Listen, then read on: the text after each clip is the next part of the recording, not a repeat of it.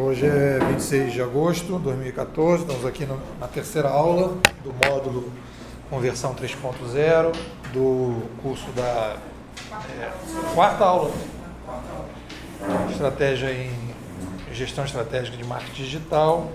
Acabamos de ver a segunda parte do filme Lutero, tem no YouTube.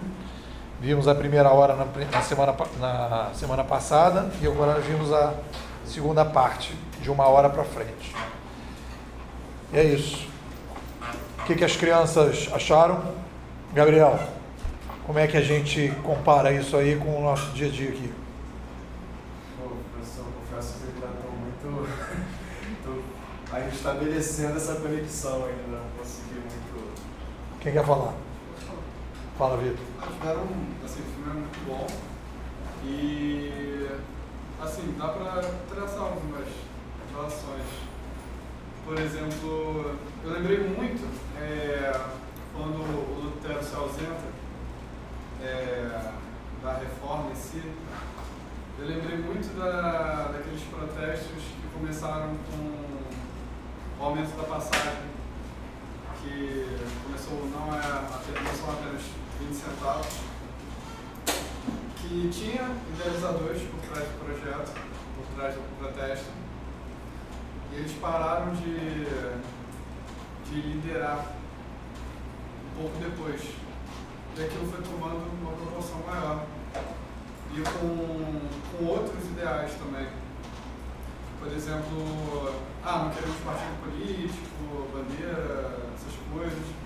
E assim, nem tudo eles tinham criado, nem tudo era a intenção deles. Mas outras pessoas, como era uma coisa, se tornou uma coisa descentralizada, acabou que as pessoas foram tendo interpretações próprias, começaram a reivindicar outras coisas que achavam coniventes, e quando algumas pessoas se colocaram líderes, como no caso do Anonymous, a incitar algumas coisas, outras pessoas seguiam essa liderança e acabavam mudando a intenção inicial do protesto. Essa foi uma coisa. Outra coisa, quando o Lutero apresenta a tradução do Novo Testamento para alemão, aí ele é questionado que ele escuta que a realidade de Roma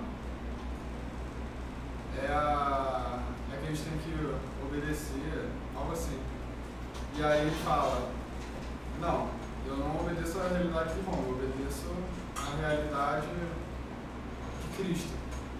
E aí, por realidade de Roma, eu me lembrei da nossa primeira aula, que era sobre realidade de percepção.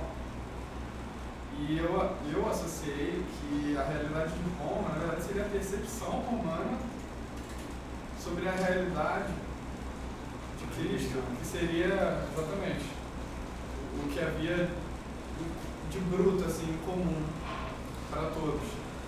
E acabou que as pessoas, elas seguiam a percepção daquilo e não tinham a própria percepção, entendeu? Então, com aquilo, com o Novo Testamento alemão, elas poderiam tomar a sua própria, desenvolver sua própria percepção, sem entrar na onda, seguir a onda de ninguém, entendeu? E sempre foi isso. Tiveram outras coisas, mas você pode falar assim. Quem quer falar? Isso, o povo tendo conhecimento através da Bíblia, traduzida para o alemão, e a população podendo fazer a sua interpretação daquilo que ela podendo ler, que não é em latim, ela começa a criar a sua percepção e reivindicar os seus direitos, como agora as pessoas, questão do ônibus, o pessoal acha um absurdo você aumentar a passagem quando o seu transporte é horrível, o ônibus é horrível, o banco é horrível, tudo é horrível. Então eles começam a ter essa percepção através do conhecimento, o pessoal na internet, divulgando, no Facebook, todo mundo falando, e eles começam a ir para a rua, como hoje em dia. Antigamente só se matavam, hoje em dia a gente não vê as pessoas se matando, mas quebra a prefeitura, quebra tudo, igual eles quebraram a igreja, né? Essa mudança de paradigma sem existir a tomada de poder enredo ou não necessariamente? Deixa eu dar uma geral, depois eu vou falar. Fala. Pô, pessoal, achei a primeira parte bem mais tranquila de conseguir fazer a comparação com o marketing. Tipo, atual. Essa aí eu... Foi isso que o pessoal falou que eu percebi no Novo Testamento, mas a conseguir aprofundar isso com marketing não consegui por enquanto. Mas como clarear depois com a primeira ideia, eu vou conseguir aprofundar, entendeu? Sim, uma coisa que eu tentei associar foi, por exemplo, eu assisti o filme do Napster, não inteiro, mas assisti um pouco. Então tinha as gravadoras, o método tradicional de você, elas produzirem os CDs, o consumidor vai à loja, compra o CD e assim eles ganham dinheiro. E aí quando o cara criou o Napster, começaram as músicas digitalizadas, e aí a pessoa baixava a música sem pagar nada, essas coisas. E as gravadoras tinham que lidar com isso de alguma forma, pressionando no início, mas vendo que aquilo tomou um descontrole em relação a eles não podiam mais controlar a situação, o que começaram a fazer? Pô, vamos fazer a mesma coisa, o que acontece hoje. iTunes vende música, as músicas são comercializadas legalmente pela internet. Foi um jeito das gravadoras, por exemplo, muita gente, mas eu vou comprar o CD por uma música só, que eu gosto, não gosto das outras. Agora você pode comprar uma música só. É melhor você dar essa opção para o consumidor do que ele ir lá e pegar a música de graça, porque não encontra um método de fazer isso legalmente. E quando o pessoal se ajoelhou ali, eu prefiro que corte a minha cabeça do que me impeça de fazer isso. A igreja teve que considerar, entendeu? Teve que se adaptar à reforma. E se não tem jeito mesmo, a gente vai ter que se adaptar. Aceitar, né? Aceitar. Se adaptar. Exatamente. Aceitar uma situação e tentar se desenvolver a partir daí.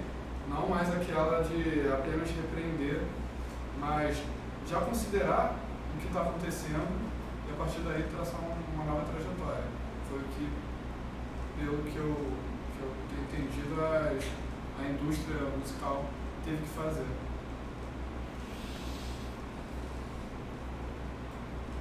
Alex, fala aí. Bom, diferente assim do pessoal, eu achei uma relação óbvia entre uma empresa e uma empresa que está no poder, que está vendo seus lucros, está vendo a forma dela lucrar desmoronando e vendo que o mundo mudou na verdade, não é? É um fato. E ela, ao invés de tentar, no primeiro momento, ela, ao invés de tentar buscar se adaptar ao mundo e ver outras formas de lucrar, ela simplesmente prefere manter o que ela já tinha. Prefere ser rigorosa e falar, não, é assim e assim acabou. A música digital não importa, a gente vai vender a nossa a esse preço, o CD vai ser R$50 ainda, entendeu? E desmoronou. É uma relação óbvia assim, com o que a gente viu quando chegou a internet, quando chegou a igreja desmoronou, acabou, teve que ceder, da mesma forma que as gravadoras tiveram que ceder. Então, isso aí, não consegui não ver essa relação. Inês, quer falar? Não. Érica, quer falar? Fala, Vivi. Eu acho que assim, eu não vejo parte do eu estava em dúvida, vou pegar perto mas assim, eu acho que de alguma forma, não sei, posso estar ele também teve a sua própria interpretação, né? E ele escreveu também aquilo que ele interpretou, e as pessoas também seguiram aquilo que ele estava falando. Então, assim, eu acho que, não sei, comparando isso com uma música, assim, tudo bem, o iTunes foi lá e botou as músicas, mas hoje em dia existe Spotify, existem outras coisas também, entendeu? Existe uma liberdade maior para as pessoas ainda, não necessariamente comprarem música também, mas sim consumirem, pagarem um valor X e pronto, entendeu? Então, eu acho que, assim, não sei, eu converso um pouco essas coisas dos líderes, entendeu? Você tem que seguir um líder, você tem que seguir o poder, porque o cara lá resolveu ler e achar que a interpretação era aquela, fez outra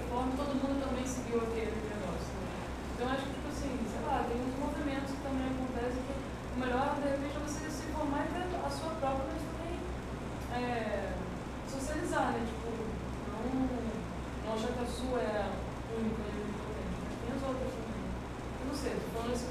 Tem as coisas da religião, tem coisas de música, um monte de coisa aí que eu contesto quando existem as doutrinas, entendeu? Eu também achei que ele também doutrinou de alguma forma. Ele também tipo, se impôs ali, dizendo que aquela interpretação também era a melhor e a verdadeira e única. E não necessariamente.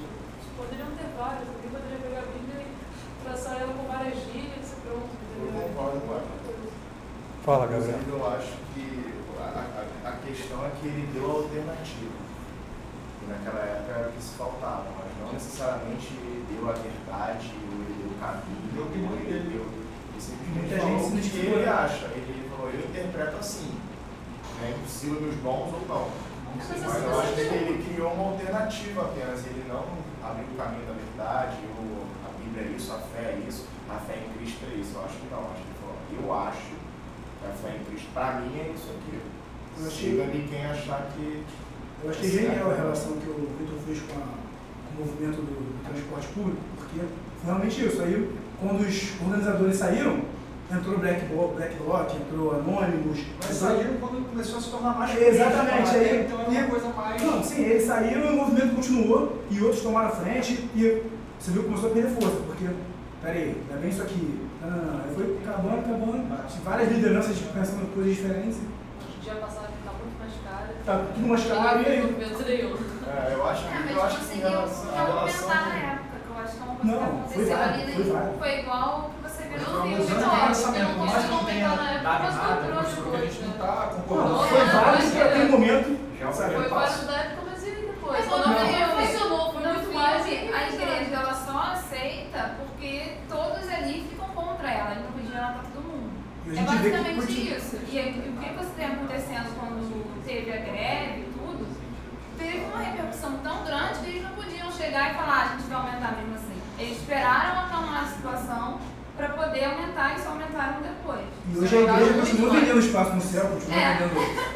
Exatamente. A calma e a 500 anos depois a gente continua com os mesmos problemas que o Lutero enfrentou. Eu acho que se acalma justamente pela falta de liderança. Porque se tivesse uma liderança robusta, uma liderança consistente, essa luta poderia. Mas foi quando falaram que não tinha que ter um braço político. As pessoas saíram. Não precisa ser uma liderança política, mas eu acho que tem que ter uma liderança. E foi o fato de não ter liderança que está aí, ó. A liderança é política porque ficou o protesto das selfies, das fotinhas e compartilhamentos no Facebook. Érica, fala. Estou observando aqui. Eu não vi a primeira parte do filme, né? Só no finalzinho agora da segunda parte, mas ouvi a aula. E assim, eu acho que existem assim, vozes veladas e eu caracterizo muito como falta de coragem. Acho que muitas pessoas pensam e poucas têm a coragem de realmente demonstrar e praticar os pensamentos. E aí a gente fica nessa teia envolvida e não demonstra aquilo que se pensa. Então, quando um toma uma atitude ou toma uma coragem de fugir do senso comum, automaticamente a coisa vai com um efeito dominó. Acho que foi por isso que houve as adesões, as manifestações que se perderam dentro da sua própria ideologia. Inicialmente na passagem, mas no final, quando você fazia as perguntas, ninguém sabia por que estava lá. Porque não se tinha, na verdade, um propósito, uma diretriz, inicialmente na passagem. Mas talvez faltasse a esse povo que realmente batalhou por uma conquista, um norte. E fazendo uma alusão nessa cena dessa última que está, acho que é o Clero, não é o Clero, estão os líderes religiosos ali, em que um vai abaixando para dizer que não concordava, que era a favor de Lutero. Eu cheguei como muito marketing de rede, como se fosse a conexão da internet. Inicialmente, se há algum tempo atrás a gente falasse que a internet existiria, todo mundo ia falar que você era louco, esquizofrênico, problemático. E a partir do momento que um usuário começou a fazer ou a criar e outras pessoas foram aderindo, foi se dando mais força e mais coragem para que a internet ganhasse a proporção que hoje ela tem. E diferente de antes, que o conhecimento era totalmente pago por indulgências ou coisa parecida, eu acho que pelo contrário, a gente tem que rever que a internet cada vez mais, no meu entendimento, ela deve ser muito mais gratuita e democrática, que é uma forma que você tem de liberar o conhecimento em prol de todas as pessoas, entendeu? Então vamos pegar aqui algumas coisas para a gente entender o cenário e a gente poder analisar a situação, para a gente poder fazer as comparações e poder ter um senso estratégico. O que interessa aqui é a gente conseguir perceber o que tem de similaridade nos dois fenômenos para a gente poder projetar para frente. Então o que acontece? Acontece aqui o seguinte: qual é a importância desse filme? Você tem aqui um momento em que você tem uma concentração de ideias. Essa concentração de ideias, ela é feita por quê? Ela é feita com papel manuscrito e com mundo oral. A igreja, a missa oral, papel manuscrito, e esse papel manuscrito não circula. Você vê que o Lutero, para entrar, para ler a parada, ele teve que ir para a universidade, e dentro da universidade, cara, eu vou te mandar para você ler as escrituras. Não tinha nem naquele outro lugar que ele estava. Então era um negócio tipo login e senha para meia dúzia. Não tinha login e senha. Né? Então, o que acontece? Esse período aqui da Idade Média é um período que isso aqui vai se colocando ao longo do tempo. Então isso aqui vem num ciclo e aquilo vem descendo aqui a ladeira. Então, ao longo período de concentração de ideias, o que é importante da gente perceber? Que quando você tem um longo período de concentração de ideias, as organizações, como é o caso da igreja, elas vão se voltando para elas mesmas. Elas vão criando uma percepção da realidade que lhe interessa. É isso que é importante sacar nesse filme. A realidade, ela é construída pelas organizações. Elas começam a ter um interesse na percepção e começam, porque controlam a mídia, a jogar uma percepção para a galera e dizer: galera, existe o inferno e para sair do inferno custa uma parada aí. E se tu não pagar, meu irmão, o bicho vai pegar pro teu lado. Porque eu quero construir uma igreja aqui, porque, pô, tá precisando pintar uma igreja aqui na parada.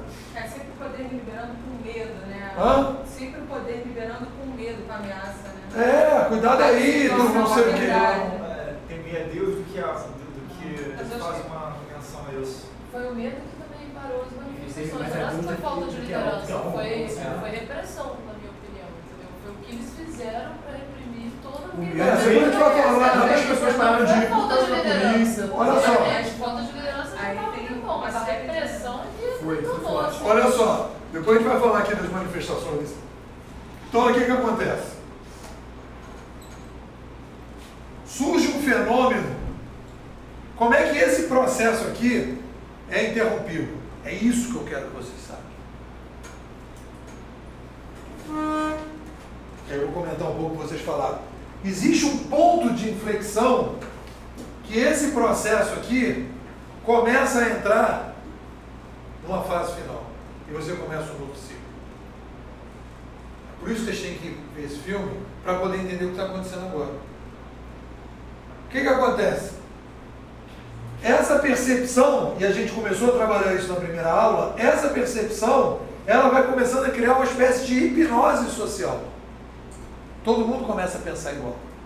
Todo mundo começa a pensar do mesmo jeito. Você cria um ambiente hipnótico que todo mundo começa a pensar mais ou menos do mesmo jeito. Ninguém pensa com a própria cabeça. Aí, de repente, vem, como é natural, vem o maluco, que eu já falei que tem sempre um maluco que aparece, e aparecem outros malucos, e já tinham aparecido outros malucos, falado mais ou menos o que o Lutero tinha falado, e tinham tentado traduzir a Bíblia também, e o nego fez o quê? Meteu para o forno de micro-ondas. Porque esse forno de micro-ondas que estão aí na favela, que o nego passa a rodo, foi inventado aqui, na Idade Média. Nego chupou da igreja. Você vê que o forno micro-ondas só mudou como é que chama? O forno a lenha, agora é borracha, né? Mudou só trouxe a lenha, né? Porque antigamente era de madeira, agora é borracha. Então o que acontece? Você tem gente que vai ficando insatisfeita e tal, babá, e aí as coisas vão rolando e tudo, são movimentos sociais que acontecem. O que nós estamos estudando é uma revolução cognitiva. É isso que a gente tem que falar. Nós estamos falando da revolução cognitiva do papel impresso. E aqui na frente, nós vamos estudar a revolução cognitiva digital. Então o que acontece? Senão a gente não vai entender o que vai acontecer. A gente vai começar a falar de bebê. Porque nós não estamos vivendo um bebê. Nós estamos vivendo uma mudança da estrutura de poder da sociedade. Porque vocês vão começar a trabalhar com marketing digital, trabalhar no miudinho. Não vão trabalhar e não vão entender o contexto social. Os caras vão falar, isso não tem nada a ver com político, isso não tem nada a ver com poder, vocês vão ver, não, peraí, você não viu o filme do Lutero? Você não está entendendo a parada. Você não está entendendo o bumbo que está tocando. Você está vendo aí só um reco-reco, você não está entendendo que o bumbo que está tocando é muito mais forte. Então o que acontece? Você tem uma hipnose que vai sendo criada aqui, e você vai criando, isso que o Alex falou, você vai criando uma espécie assim de onipotência. O Vitor falou um pouco isso também. Você vai criar uma onipotência da organização, achando que é um pouco naquela discussão da primeira aula. O que a gente discutiu na primeira aula? Que a realidade é combinada. A gente combina aqui, nós somos os poderosos, e a realidade vai ser do jeito que eu quero. Porque eu combinei a realidade. Porque eu estou acostumado a trazer a realidade e impor a minha realidade para o mundo. Eu me acostumei com isso. Por quê? Porque eu domino e controlo as mídias. Eu controlo a mídia como? No Jornal Nacional da Missa. E eu controlo porque eu não deixo ninguém ler o que está escrito na Bíblia. E eu interpreto. Tem uma cena que eu acho fundamental, isso tem a ver com liberdade religiosa, e a gente está fazendo uma discussão também sobre liberdade de pensamento. Agora, naquela Inquisição, que o cara chama o cara, tem um erro de tradução, que primeiro eu tinha esse filme pirata, depois eu comprei o original, aliás, até vou tirar daqui, senão eu esqueço. Eu comprei o original, vocês podem ver que não é pirata, e quando eu passava ele dublado, eu não peguei a história. Quando eu comecei a passar ele ouvindo em inglês, numa daquelas cenas ele fala, e a tradução não é igual, ele fala o seguinte, ele fala, a tradução é, você tem que acreditar, você tem que respeitar essas ideias. Mas em inglês ele fala to believe. Você tem que acreditar nisso. Ele não estava questionando o Lutero porque ele escreveu. Ele estava questionando Lutero porque ele tinha que acreditar. Ele não estava dizendo assim, não, meu irmão, você não pode ficar divulgando essa parada aqui, porque numa ditadura pode isso, você pode até pensar assim, mas você não pode divulgar. Né? E lá o cara está dizendo, meu irmão, você não pode pensar o que você está pensando. Só existe uma interpretação possível da Bíblia. É a nossa. É a percepção que nós temos no mundo. Porque nós criamos uma realidade e nós temos o poder de mídia para fazer com que a minha realidade seja a realidade da sociedade. Você está entendendo o que a gente está vivendo hoje em dia? A gente está saindo de um ambiente em que o controle da mídia era muito forte, que é um momento parecido com esse aqui. Ah, é exatamente igual? Não é exatamente igual, mas é muito parecido. Em que as organizações não acreditam que existe uma outra verdade, uma outra percepção que não seja dela. Mas ali, quando as pessoas começam a seguir a mesma interpretação do Lutero, isso também não acaba tendo uma certa hipnose social, porque elas estão seguindo a interpretação dele. Todos os livros que foram lidos foram interpretados por ele. E elas só têm aquela opinião por causa dele. Mas, é verdade, mas quando eu comecei a discutir essa coisa da revolução cognitiva ali, eu falava de desintermediação.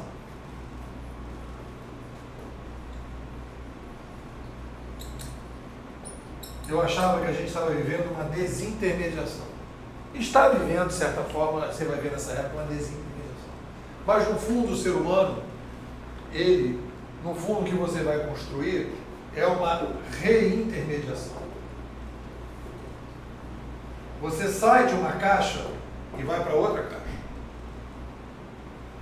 Quando a gente estava conversando sobre percepção e realidade, a gente estava vendo o seguinte: você não sai de uma percepção, você não tem uma percepção aberta, você entra dentro de uma outra caixa. Só que essa outra caixa, aí, outra vez eu estava dando uma aula lá nos alunos, e aí tem uma galera lá que era meio reticente a tudo. E toda hora o cara virava e falava assim: ah, eu não falei que tudo voltava ao normal, tudo voltava como era antes, nada adianta. O cara sempre voltava, mas nada adianta. Então, o que eu acho que a gente tem que entender, que o espiral aqui é o seguinte: você tem um ponto de espiral aqui, você tem um espiral aqui, né? Então você tem um ponto de espiral aqui, e você tem um outro ponto de espiral aqui parecido, mas você tem, daqui para cá, uma mudança.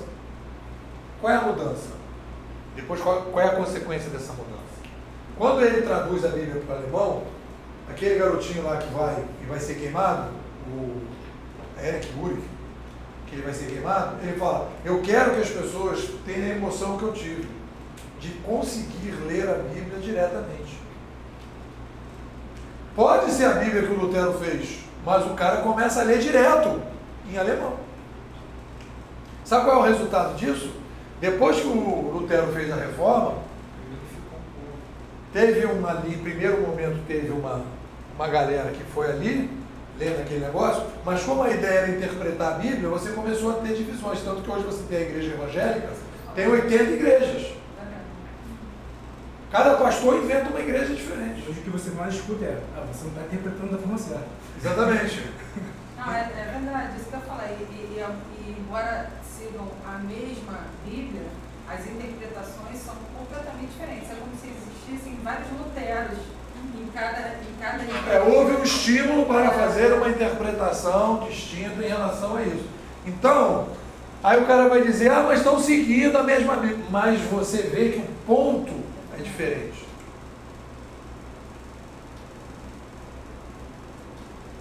Não é exatamente igual. O que eu falo, a galera é o seguinte, que o cara vai falar, o cara virava e falava assim: ah, mas então voltou para o mesmo ponto, então não adiantou nada, então, entendeu? Aí você falava: peraí, uma coisa é você ter alguém dizendo que está escrito na Bíblia, que era a situação anterior. A outra coisa é você estar lendo a Bíblia diretamente. Concorda que é uma diferença? Houve um salto aí de qualidade. E ainda teve uma outra coisa, porque quando você começa a ler a Bíblia, e aí é uma história toda dos luteranos, você começa em cada igreja a montar uma escola. Em cada igreja você começa a dar para as pessoas a possibilidade da leitura. E as pessoas começam a ler a Bíblia e depois começam a ler as outras coisas também. Começam a ter novas percepções, né? E isso vai dando para as pessoas uma capacidade de pensamento que vai construir aí um movimento muito forte a partir daqui. Essa é a primeira reforma que acontece, a primeira confusão que acontece. Então, o que eu quero mostrar para vocês, o que é importante da gente entender aqui? Importante de entender aqui é o seguinte, que as organizações são do jeito que elas são por causa do controle que elas têm das ideias e das percepções da sociedade. E no momento em que a sociedade começa a receber uma nova tecnologia e novas pessoas começam a falar e serem seguidas no Twitter, e terem canais no YouTube, e terem canais no Facebook, que não estão dentro do establishment, pessoas com cabeças diferentes, como é, por exemplo, Porta dos Fundos, que faz um outro tipo de humor que não tem nada a ver com o que está na televisão, esses caras vão criando novas visões e percepções do mundo. Eles vão brincando com tudo que não se poderia brincar na sociedade, por exemplo. Você começa a ter luteros aparecendo com outras percepções. E a sociedade que estava hipnotizada, ela começa a sair de uma certa hipnose. E você começa um movimento, como aconteceu na época do Lutero, de desbloqueio mental.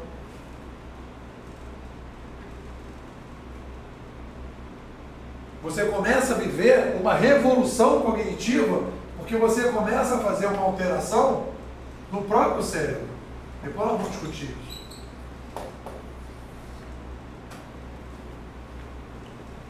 Quando a gente vai começar a aprofundar agora, mais profundamente, a revolução cognitiva. Então o que eu quero mostrar para vocês é que quando a gente vai fazer marketing digital e a gente vem para cá, trabalhar uma organização, entre aspas, a igreja do século 21, o que você vai, se você for trabalhar dentro de uma organização aqui, o que o cara vai querer que você faça de marketing digital? Que você continue fazendo o mesmo jogo do passado. Mantenha a mesma estrutura. Só que o problema é que essa estrutura que está montada aqui, ela não vai resistir para frente. Por quê? Porque a galera já não está mais aceitando as percepções que vão colocar. Começa um ciclo de questionamento nesse processo. Aí o que vocês estão falando aqui, e aí o Vitor veio comentar isso aqui em relação às manifestações, e aí é importante a gente entender, e nesse filme até aparece esse tema, na hora que eles estão descendo a escada, o cara fala, mas você, o Lutero queria fazer uma reforma, você está querendo fazer uma revolta. Então o que acontece naquele momento ali é uma revolta, não é uma revolução, uma reforma. E isso acontece, por quê? Porque você vai ter aqui, nesse período de hipnose, você começa a ter uma latência. Por que você vai ter uma latência aqui? Porque essas instituições que estão concentrando as ideias, eles começam a explorar a galera. Começam a impor as coisas para as pessoas. E as pessoas vão começando a ficar apertadas. E as pessoas vão ficando meio na bronca. No momento em que abre a porteira, a galera sai. Mas ela não sai com uma proposta. Ela sai para quebrar tudo. E o mais interessante que eu acho que tem aí de comparação que a gente pode fazer, é que quando ela vai quebrar tudo, que ela vai quebrar os santos, as imagens, ele vai dizer o que eles estão dizendo. Esses santos, esses padres, todas essas imagens que os caras criaram não me representam. A palavra de Deus é uma coisa, e esses caras aqui estão querendo que eu acredite em coisas que não me representam. As bandeiras não representam, os partidos não me representam, os políticos não me representam, porque tudo isso já é falso. Não tem mais um princípio, que não existe mais ali uma liderança, existe ali uma autoridade sem liderança. E esses caras não me representam. E os caras saem quebrando tudo. Por quê? Porque toda a estrutura que está montada aqui na hipnose é criar uma falsa imagem para manter as pessoas bobinhas. Você precisa criar uma coisa, uma espécie assim de um... Isso acontece no passado também. Quando chega escrito, quando o Moisés vai para o alto do negócio, recebe os 10 mandamentos, e ele desce lá como se tivesse falado com Deus, está todo mundo adorando um bezerro de ouro. Ele vai lá e quebra o bezerro de ouro. O que ele vai dizer? A gente tem que seguir a palavra.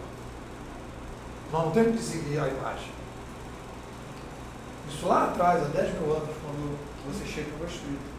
Porque ele fala assim, não, a gente tem que criar um princípio. A gente não tem que ficar ligado às palavras. A gente não tem que ficar ligado à catedral que você vai construir para recuperar a igreja. O cara fala naquela hora, o Papa, em vez de reconstruir, o que o cara gostava do Lutero, falava, em vez de o cara reformar a igreja, como o Lutero estava querendo, relendo a Bíblia e retrazendo os princípios cristãos, o cara resolve fazer um prédio. É engraçado você estar falando disso. Eu acho que um exemplo que cabe um pouco a essa questão foi a vinda do Papa aqui e da mudança da Igreja Católica de trazer o Papa para o Brasil. Porque, independente de religião, a Igreja começou a perceber que as percepções mundiais começaram a mudar. E o que ela fez? Opa, eu tenho que reformular, eu estou afastando o povo de mim, eu tenho que trazer a população para próximo da igreja novamente. E aí veio o Papa, que foi escolhido propositalmente, né, para que ele pudesse angariar mais popularidade, e porque a igreja percebeu a falta de controle dela. Ela não se adaptou com o novo mundo, ela ainda ficou presa lá atrás, né? Érica, eu ainda vou dizer uma coisa que é interessante, pensei agora nessa história, que é o seguinte: se você parar para pensar, a igreja evangélica é muito mais em rede do que a católica. A católica é mais em templos, né? Não, e centralizada. Você tem um Papa. Você vê que a igreja evangélica não tem um Papa. É uma opção de pastor, né? Assim, micropastores que vão se disseminando. Tu quer ser pastor? Então fala aí o que você acha que ele tem que fazer. E aí vai virando uma coisa mais... Mas uma coisa que ficou bem marcante, que eu acho que também pode fazer uma alusão ao filme, é porque eu acho que essa estratégia da igreja católica foi tão interessante que esse Papa virou um Papa ecumênico. Eles conseguiram agregar evangélico, macumbeiro, católico, tinha todas as tribos, todas as etnias religiosas na praia de Copacabana. Ou seja, o objetivo, creio eu, que foi atingido. Então, a popularidade é a massa. Né? Você vai ganhando a massa, você vai ganhando poder novamente. Mas eu não acho que foi assim que você falou da igreja, não. Eu acho que foi uma coisa por causa do cidadão Papa, da forma como ele se colocou, a simpatia dele. Sim, mas sabe? a igreja percebeu. A igreja assim, tudo bem que ele representa a igreja. Mas assim, a simpatia que vai em relação a ele, a pessoa dele, e não a tudo aquilo. Tipo assim, o que ele puder fazer para realmente trazer a igreja, porque para mim a igreja ainda não mudou. Ela está num processo, talvez o Papa até consiga trazer algumas coisas, modernizar um pouco mais. Trazer uma coisa mais próxima para o mundo real. De hoje, o mundo real não, mas sei lá, enfim. Mas enfim, eu acho que as pessoas foram simpáticas a ele, entendeu? Eu não sei. Mas isso foi essa de uma movimentação interna da igreja, que ela chegou à conclusão assim, opa, eles fizeram um estudo e perceberam que a igreja protestante estava dominando mundialmente a população. Então eles, vamos mudar, vamos retirar esse Papa, vamos colocar um Papa que tem os seguintes, não estou falando dele não, que eu adorei, conheci pessoalmente na missão, mas eu digo assim, que tem os seguintes atributos para ganhar a massa, independente de religiosidade. A gente não sabe até onde vai poder dele, né? Até onde ele é estratégia. Se analisar, a gente está estudando aqui, é uma estratégia. Se todo mundo está indo para esse caminho, peraí, qual a estratégia que eu devo fazer para que eu possa ganhar novamente um novo caminho? Falando na ideia da estratégia, Érica, então o que eu quero mostrar para vocês é o seguinte, que quando a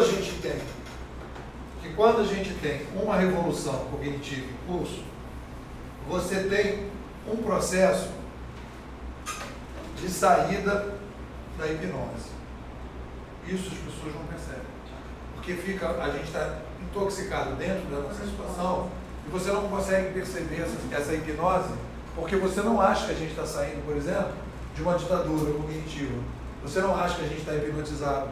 Você não acha que o controle da mídia, hoje, mesmo agora, que a gente tem liberdade, etc, etc. Mas se você parar para pensar, né, até a chegada da internet, você tinha, nesse período todo aqui, que a gente pode dizer que houve aqui todo um processo, né, de 1800, daqui para cá começam a aparecer várias revoltas, até chegar em 1800, depois há um declínio, e aqui surge o rádio e a televisão.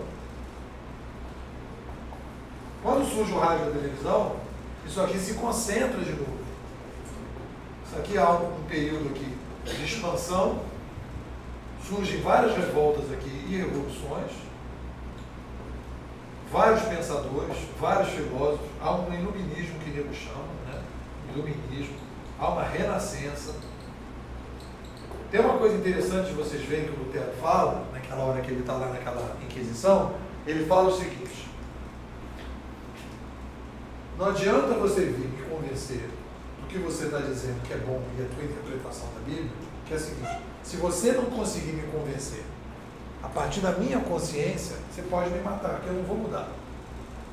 Isso que ele fala é a base, o início do processo de renascença da Europa, que todo mundo começa a dizer: espera aí, vamos pensar pela nossa própria cabeça. Todos os pensadores que chegam depois, o Descartes, o Spinoza, o Bacon, etc., eles vão começar a construir um método de pensamento para poder construir um novo modelo de pensamento. Por quê? Porque as pessoas estavam todas hipnotizadas, as pessoas tinham perdido a capacidade de pensar.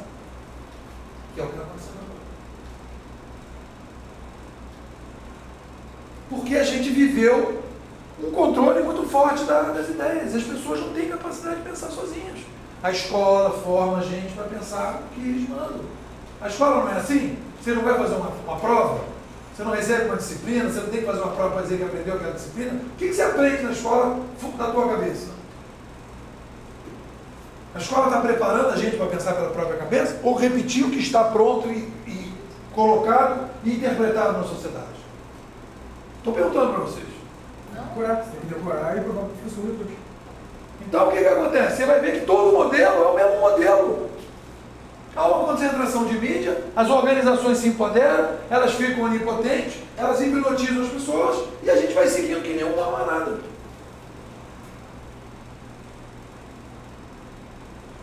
E quando é que isso acaba? Quando é que isso começa a ter um processo de mudança? Quando é que isso começa a ter um processo de subida? Quando a gente consegue chegar aqui numa nova mídia e essa nova mídia entra num processo de reintermediação. Vem os novos malucos com novas ideias que vão introduzindo na sociedade novas ideias e as pessoas vão parando para pensar, as pessoas vão se questionando e de repente faz assim, puf, do nada as pessoas vão para a rua, como aconteceu em 2013. Mas será que esses novos malucos, será que os malucos não sempre existiram, mas com a oportunidade de ter uma tecnologia para poder divulgar o pensamento deles? Com certeza. Porque os novos malucos sempre... Não, é óbvio que aqui tiveram malucos. É óbvio que aqui tiveram malucos. O problema é que esses malucos não tinham poder de mídia. Não estou dizendo que não tinha maluco. Teve várias coisas aqui interessantes, mas não tinha poder de mídia. Depois nós vamos discutir a mudança do cérebro das pessoas, independente dos malucos. Mas vamos discutir primeiro aqui, para vocês pegarem aqui a estratégia. Então, o que eu quero mostrar para vocês? Eu quero mostrar para vocês os momentos parecidos que a gente está vivendo. Se vocês não olharem para esses dois momentos e conseguirem perceber que nós estamos começando a entrar num processo para cima, ascendente, em que as organizações elas vão ser questionadas profundamente porque nós estamos vivendo uma revolução cognitiva, vocês vão começar a fazer estratégias sem sentido. Porque a gente não está fazendo uma mudançazinha pequena, nós estamos fazendo uma macro mudança. E isso, quando a gente está falando de estratégia de marketing digital, isso não entra no marketing digital, porque as pessoas estão aqui discutindo o quê? Não, aqui tem um Twitter, coisa pequenininha, aqui tem um Twitter, aqui tem um Facebook, aí eu vou lá, coloco as coisas no Twitter, no Facebook. O cara não está entendendo que o mundo está mudando, que a onda está chegando, que a tsunami está chegando. Eu sempre falo, o cara chega de marketing digital e fala assim, negócio de marketing digital, eu vou trabalhar na cooperativa de táxi. Vou implantar Twitter na cooperativa de táxi, está bombando o Twitter, já tem 40 seguidores na cooperativa, né? Tem um Facebook da cooperativa de táxi, aí um belo dia veio um garoto com um aplicativo, matou a cooperativa de táxi. Acabou com a cooperativa de táxi. Quem adiantou o marketing digital? Nada. Sabe por que não adiantou nada? Porque a gente está vivendo um momento disruptivo. De repente vai acontecer um modelo de negócio completamente diferente que o cara não entendeu o que estava acontecendo. Que já aconteceu. Está matando o dono do aplicativo. Que já está vindo outras coisas. Agora já pintou o Uber que já não tem mais táxi.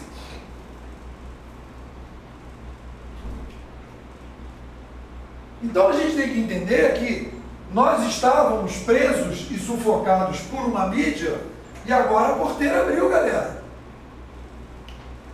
E na hora que a porteira abre, a gente tem que se preparar para o novo. E a nossa cabeça não está preparada para o novo, porque a nossa cabeça é uma cabeça que não pensa com a sua própria cabeça. A gente está hipnotizado. Por isso que a gente faz na primeira aula aquela discussão sobre percepção da realidade. Para mostrar para vocês que nós fomos hipnotizados pela atual mídia, pela escola, pela família e por tudo que a gente vive. Se vocês não saírem do processo de hipnose e não olharem para a sua própria percepção, vocês dificilmente vão começar a ver diferente. Porque é um processo individual. Com certeza, no momento que a gente começar a ter as escolas novas, os nossos filhos, talvez os nossos netos, e a garotada começar a ser educada para pensar em cima de problema e criar soluções novas, aí aquela galera vai ter uma outra cabeça. Mas os meus filhos que estão na escola continuam sendo hipnotizados. Apesar de todo o movimento que tem na internet, a escola está formando ele para ser um hipnotizado. Pelo menos a escola brasileira. Então, se a gente não entender que nós estamos entrando agora num novo ciclo da sociedade, em que a gente passa, a partir de agora, começa a construir novos modelos sociais, políticos e econômicos, e que a gente tem que estar aberto para isso, para poder olhar para isso, e a gente vai detalhar como é que isso funciona, a gente não vai entender e não vai conseguir fazer estratégia. Porque o cara vai chegar na empresa para você e vai dizer, não, eu estou querendo aqui, tudo vai ficar igual, tudo vai ficar igualzinho aqui, a parada, só estou querendo aqui dar uma enrolada para os meus consumidores. Aí você fala, meu irmãozinho, vou explicar uma coisa para você, vou mostrar um filme para você ver se você se localiza. Nós estamos vivendo uma revolução cognitiva, essa revolução cognitiva pode derrubar o teu negócio, pode acabar com o teu negócio. Pode ter um maluco aí na garagem pensando em acabar com o teu negócio. Olha aqui, ó, aconteceu já isso em vários lugares. O que você acha da gente pensar uma coisa mais ampla em termos de estratégia?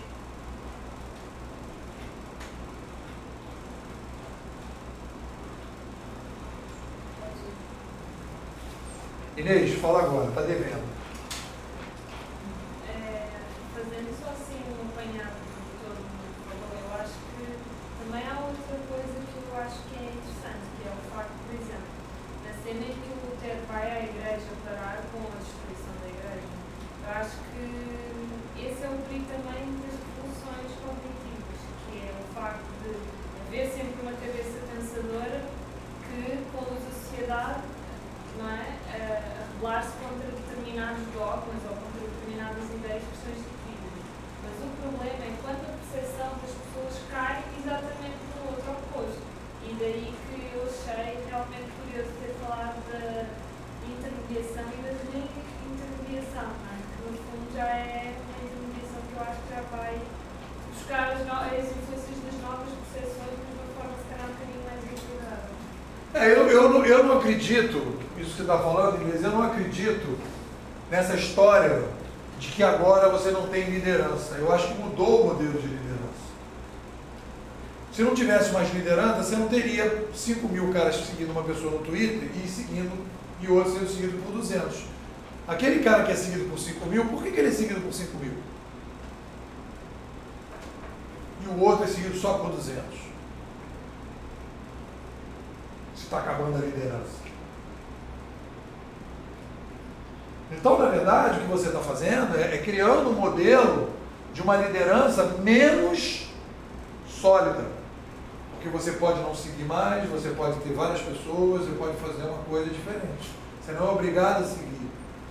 Mas você não pode dizer que não existem lideranças, que determinadas pessoas não têm mais ibope, digamos, do que outras pessoas. O que acontecia antes é que você tinha um cara que aparecia na televisão, continua sendo assim, e aí o cara passava a ser famoso. Mas ele era famoso sem ter mérito de ser famoso, só porque apareceu na televisão. E hoje o cara está no Twitter, para estar no Facebook, para ter seguidor, ele tem que ter um certo mérito. Tirando os caras de mídia. O cara de mídia tem 1 milhão de seguidores só porque ele aparece na mídia. Então, tira o desconto. Mas um cara que não é da mídia e tem 1 número X de seguidores, é porque ele tem algum mérito. Então eu não acho que a sociedade vai viver sem mídia, sem liderança, porque as pessoas têm características diferentes e para determinados segmentos tem pessoas que são melhores que outras pessoas para fazer aquilo. Tem pessoas que cozinham melhores que as outras, tem pessoas que costuram melhores que as outras. Tem pessoas que pensam algumas coisas melhores que as outras. Né? Tem pessoas que as pessoas se identificam mais, tem pessoas que são diferentes. E as pessoas vão seguir aquelas pessoas. Isso não quer dizer que aquelas pessoas são boas para tudo, não quer dizer que aquelas pessoas vão ser seguidas sempre. Aquela coisa no Facebook, você coloca uma coisa no Facebook, ninguém curtiu. Apesar das pessoas seguirem você. Ninguém curtiu. Mas isso também não leva a nós pensar numa outra perspectiva, que é não com relação à liderança, mas com o facto de haverem pessoas que são mais carismáticas do que outras. Tudo bem, o carisma faz parte também. Mas às vezes não é só carisma. Se tem um cara que bota lá um vídeo de filosofia, não tem carisma nenhum, e as pessoas escutam o cara. Carisma também tem isso. Você tem um vídeo de uma pessoa que está tocando piano. As pessoas estão gostando daquele vídeo.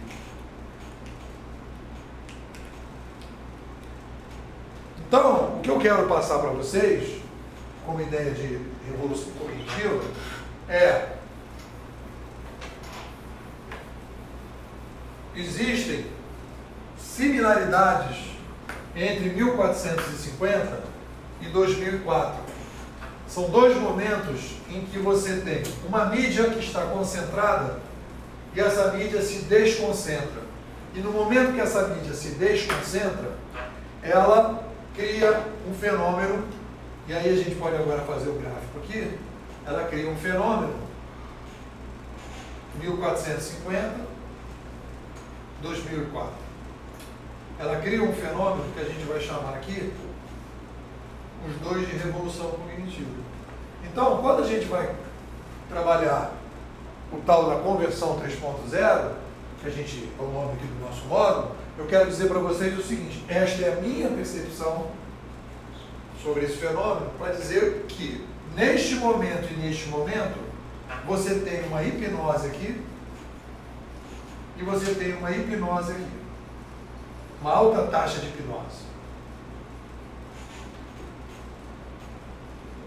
Aqui e aqui, alta taxa de hipnose. E aqui, no momento que você abre a porteira, você começa um processo de desalienação da sociedade. Você começa um processo de aumento da taxa de inovação, aumento da taxa de percepção própria das pessoas, aumento das iniciativas individuais das pessoas para criar seus próprios negócios, insatisfação política, social e econômica que começa a ficar evidente. Você começa a entrar num círculo virtuoso da sociedade, porque existem pessoas que não tinham poder de mídia, luteros, que começam a entrar na sociedade e introduzir na sociedade novas percepções e vão fazendo com que as pessoas modifiquem a maneira de pensar. E aí você começa um ciclo de questionamento do status quo. E esse processo de questionamento do status quo vai levar a sociedade para movimentos sociais, políticos e econômicos de mudança, de forte mudança. Por quê? Por que a pessoa vai dizer isso? Mas por que vai mudar? Vai mudar porque as pessoas agora estão saindo de um processo de alienação.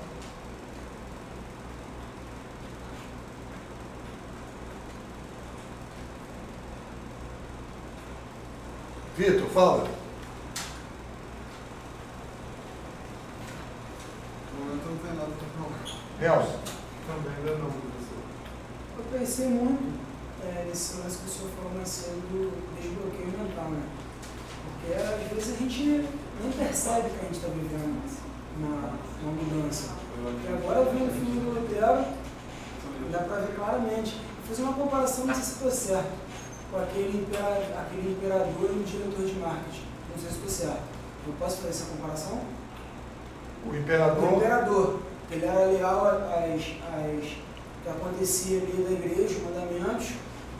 Aí eu comparo com o diretor, que ele acha que o que está acontecendo ali, aquela estratégia dele ali, é sempre a correta. Aí vem um cara e fala tipo, diferente dele. Ele não aceita, mas quando ele vê que realmente é o que está acontecendo, perante a aceitação, o desbloqueamento das outras pessoas, através dele, ele acaba no final aceitando. Não sei se eu posso fazer essa comparação. Eu acho que ele ali é o dono, ele ali é um filial. Ele é um filial da igreja. E ele tem ali aquela relação. E aí quando ele vê que ou ele vai, porque ele não vai matar todo mundo. Ele obedece o papo. Ele obedece. Exatamente, ele não vai matar todo mundo. Aí ele vai fazer mais ou menos o que o Vitor falou. Ele vai falar, bom, já que eu não tenho como agora continuar vendendo CD, eu vou... Ali.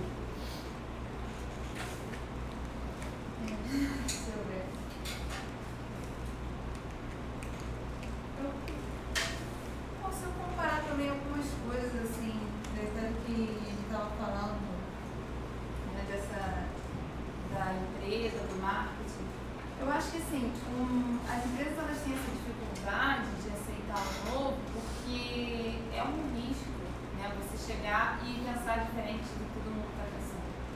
Você chega numa empresa hoje apresentando uma ideia que é completamente diferente das ideias assim, das redes sociais hoje, eu estou colocando ela em muito risco. Pode dar muito certo, mas pode dar muito errado. Se você está numa... A empresa, se ela estiver muito bem, ela entra naquela zona de conforto. Então, de repente, não vai ser interessante para ela, naquele momento, querer mudar. Porque ela está bem assim. E ela está se colocando numa zona de risco.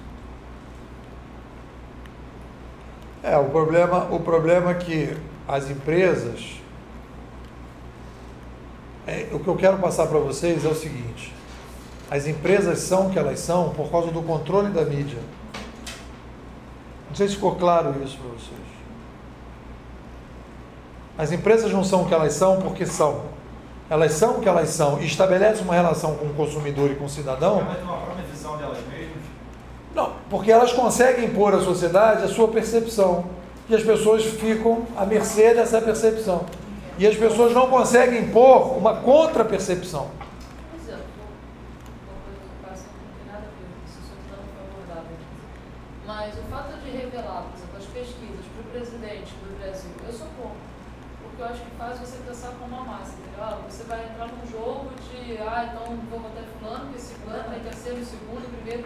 Você acaba não tendo a sua própria decisão da convicção daquela proposta que você leu, entendeu? Então, assim, isso também não deixa de ser um controle de mídia, essas coisas, quando você revela a pesquisa desses presidentes. Aí é uma discussão específica. Uma discussão específica que eu acho que não entram muito nessa discussão. É por isso que eu falei que ela tinha até porque ela influencia. Ela influencia com certeza. Aliás, eu acho que o que mais influencia na eleição é a pesquisa. Exatamente. Então, se não fosse, de repente, você não tivesse esse controle dessas pesquisas, vamos saber o que o outro está pensando. Não. Eu acho que o resultado poderia ser completamente diferente. O PSTU tem 1%. Exatamente. Na Marina Pagana Gil. Você muda o que você queria para ajudar o jogo do... Mas agora recentemente emblemático disso. Teve debate na Bandeirante. Garotinho Crivella, Tarcísio, acho que só teve um ou dois que não foram. O Tarcísio foi o mais mencionado no Twitter, o mais mencionado no Facebook, que teve mais mídia orgânica em cima do nome dele. E ele não foi escalado para o debate da Globo. Ele não vai participar do debate da Globo.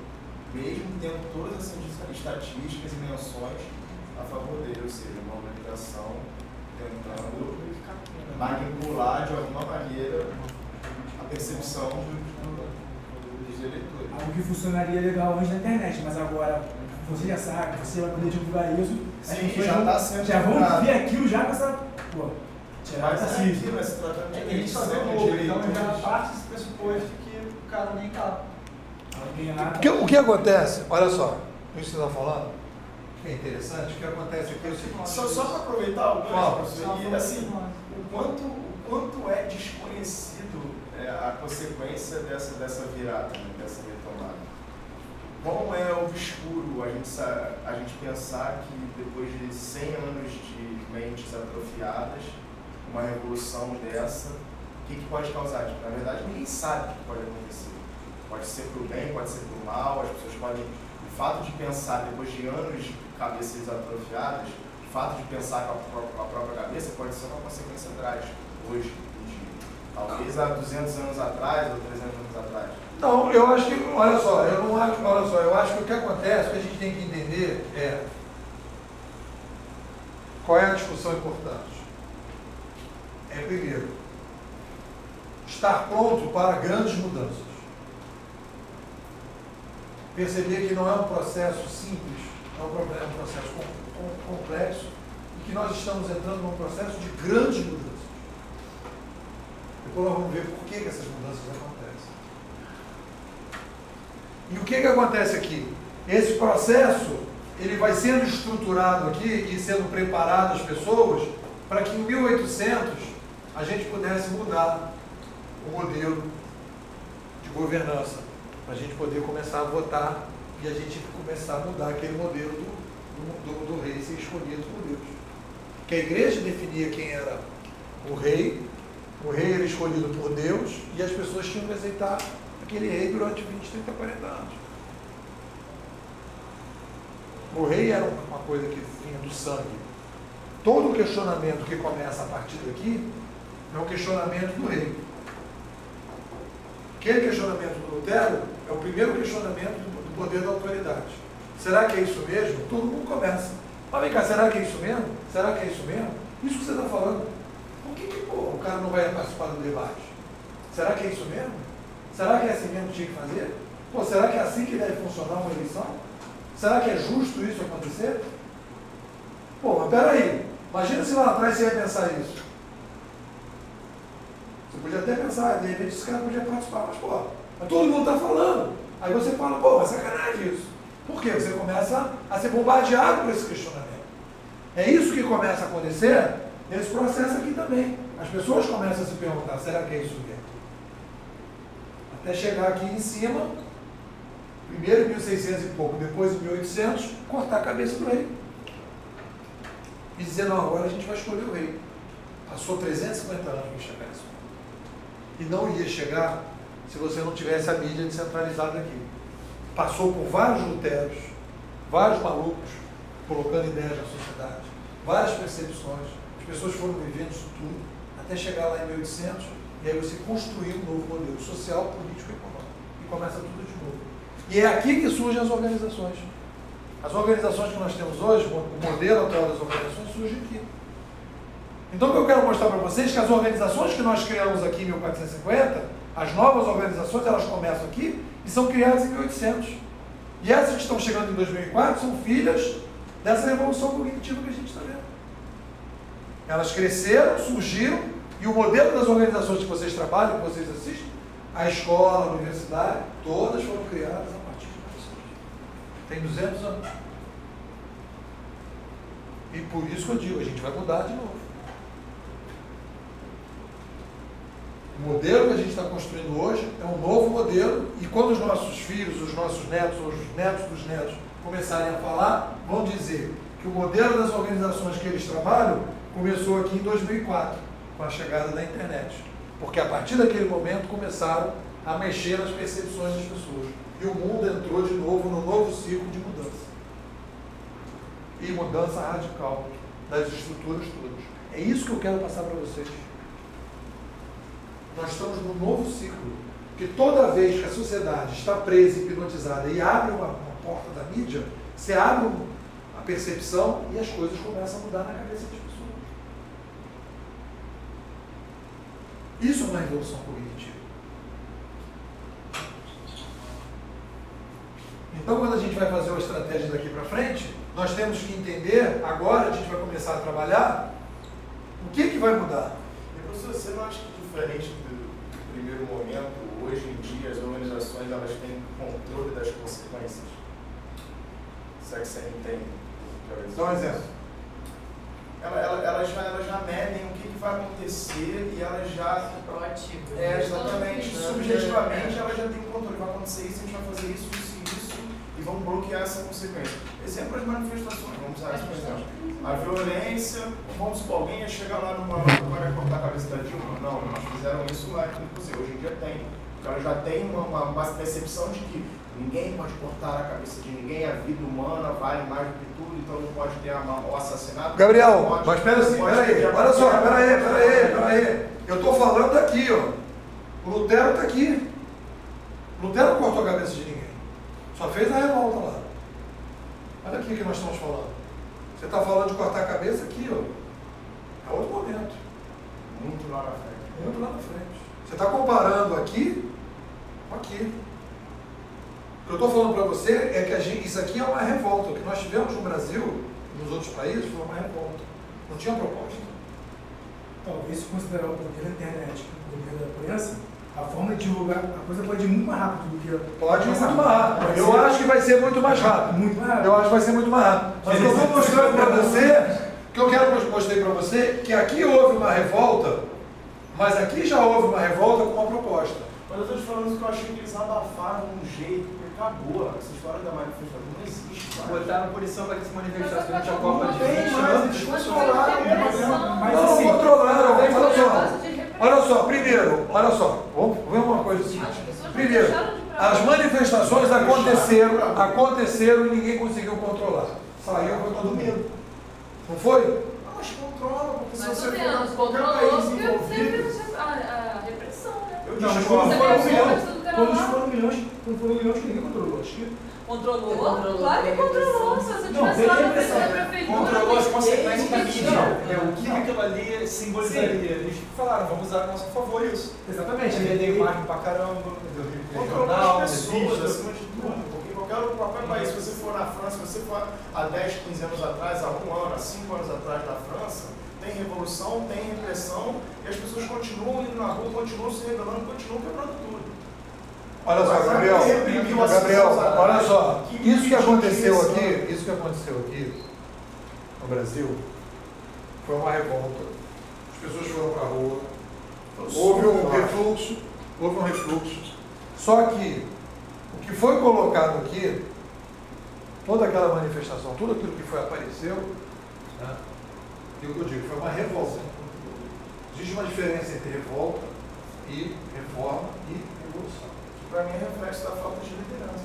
Tudo bem. Nesse momento aqui, esse primeiro momento, foi um momento de explosão. Que aconteceu aqui, em vários momentos aconteceu. O que acontece, na minha opinião, o que aconteceu aqui, para que você tivesse a Revolução Francesa, você teve aqui um círculo de pensadores que começaram a interpretar essas situações e foram criando propostas concretas de mudança. E essas propostas foram sendo colocadas até que um determinado surgiu. O que esses caras foram fazer aqui? Esses caras começaram a olhar para trás e foram buscar nos gregos a ideia da república. Por que a gente não imita os gregos e faz uma república democrática que as pessoas podem ser escolhidas e tal? Por que a gente tem que ter um rei? Começaram a se perguntar. E aí vão pensando aqui, pensando. Então, é justamente isso. Eu acho que esse tipo de pensamento hoje é muito mais difícil do que naquela época. Você é reprimido muito fácil, você é bloqueado muito facilmente hoje. Hoje o sistema tem muito mais controle do que tinha. Mas é exemplo que eu tenho. Mas é qualquer tipo de pensador, partidos que queiram... Tu não viu o cara que ia matar o cara? O cara saiu de lá, queria matar o cara? É o monopólio da informação. Hoje em dia a pessoa vê aí, já cria estereótipos para certos movimentos, já bota a violência em primeiro plano, já bota as causas e os pedidos já vão para o último plano, ninguém fala de nada. Olha só, é que você está imaginando que a coisa vai sair assim. Vem um movimento e ele vem assim. E não é assim que se dá. Ele se dá assim. Ele se dá assim. E existem forças que querem e forças que não querem. Se você pegar o caso que o Vitor estava falando, tem picos de movimento. Pegar o negócio da Apple, por exemplo, do Napster. Houve aquela cacetada toda, etc. Tal, não voltou para o mesmo ponto. Não voltou para o mesmo ponto. Está entendendo? Não voltou para o mesmo ponto. Várias coisas que você vai vendo hoje na sociedade, as coisas não estão voltando para o mesmo ponto. Pega, por exemplo, as organizações, algumas organizações, o negócio do Reclame Aqui, por exemplo, elas não estão conseguindo voltar para o mesmo ponto. Elas estão precisando se recolocar no mercado, porque as pessoas estão questionando. As pessoas estão dizendo, isso aqui não é legal, não vou aceitar. Acho que é um exemplo, por exemplo, a questão das mídias alternativas, das mídias que surgiram, que inicialmente o conceito maior era para você criar alternativas de pesquisas e de informação, e que no final das contas nada mais virou do que mídias de cobertura de manifestação. O que eles pregam é, a gente precisa ter um novo canal para se captar as informações, só que ao mesmo tempo eles não fizeram nada, além de cobrir manifestações. Se você for ver o Jornal da Democracia, foram abafados completamente, esse Jornal da Democracia e vários outros que surgiram juntos. Eles foram engolidos pelo sistema. Tipo, hoje em dia, eles, para mim, voltaram para o meu tempo. Eles surgiram, tiveram um boom, manifestação, hoje em dia. Quantos canais a gente tem no YouTube? Mas cadê esses canais? Essa é meu questionamento é esse. Estão lá, mas com que força? Não, tem muitos canais no YouTube, você tem muitos blogs, tem muitas pessoas apresentando coisas. E só o fato de ser uma opção e de ela estar ali, de ninguém estar censurando ela, acho eu. Desistir, né? Acho que as ideias continuam, gente, sabe? Acho que por mais que não deu certo. É porque você está querendo, é como se você tivesse assim, tem a TV Globo, eu quero uma segunda TV Globo. Não é assim que funciona agora. Você está querendo assim, tem a TV Globo, agora nós vamos ter uma segunda TV Globo alternativa. Não é assim, eu acho, na minha opinião, não é assim. Você tem vários canais que aparecem de pessoas comentando, falando coisas, dizendo coisas, blog daqui, blog dali, alguns blogueiros aparecem. Por exemplo, a Folha de São Paulo, aos poucos, ela vai incorporando vários blogueiros. E os blogueiros vão sendo aqueles caras que não tinham poder de mídia, passam a ter poder de mídia na mídia, digamos assim, né? Então joga uma opção de coisa. Ah, mas isso aí o cara foi engolido. Não, mas o cara está falando o que ele estava falando. Alguma coisa ele está falando de diferente. E de repente o cara não ia ter espaço ali naquele jornal para ser aquele cara, porque era sempre os mesmos caras. Né? De repente você tem o Porta dos Fundos. Quantas pessoas dos Porta dos Fundos hoje estão começando a ocupar a mídia? Ah, mas o cara está sendo deturpado. E é uma porção de gente que quer virar a Porta dos Fundos. Aí começa uma porção de gente, por exemplo, aquele maluco que imita a Dilma, do nada o moleque sumiu. Ele virou um case nacional. Todo mundo conhece aquele cara que imita a Dilma. Né? E aquele cara surgiu da onde? Cadê ele hoje? Tá aí. Vai lá ver quantas pessoas ele tem no negócio. Você já viu aquele cara do Desce a Letra? Não tem mais o canal dele, da Dilma, não sei o que. Não, Dilma não foi só o cara que imita a Dilma cantando, ela dança. Só foi censurado lá em Búzios uma vez, foi cantar lá e o governador mandou ele parar de cantar. Então tem.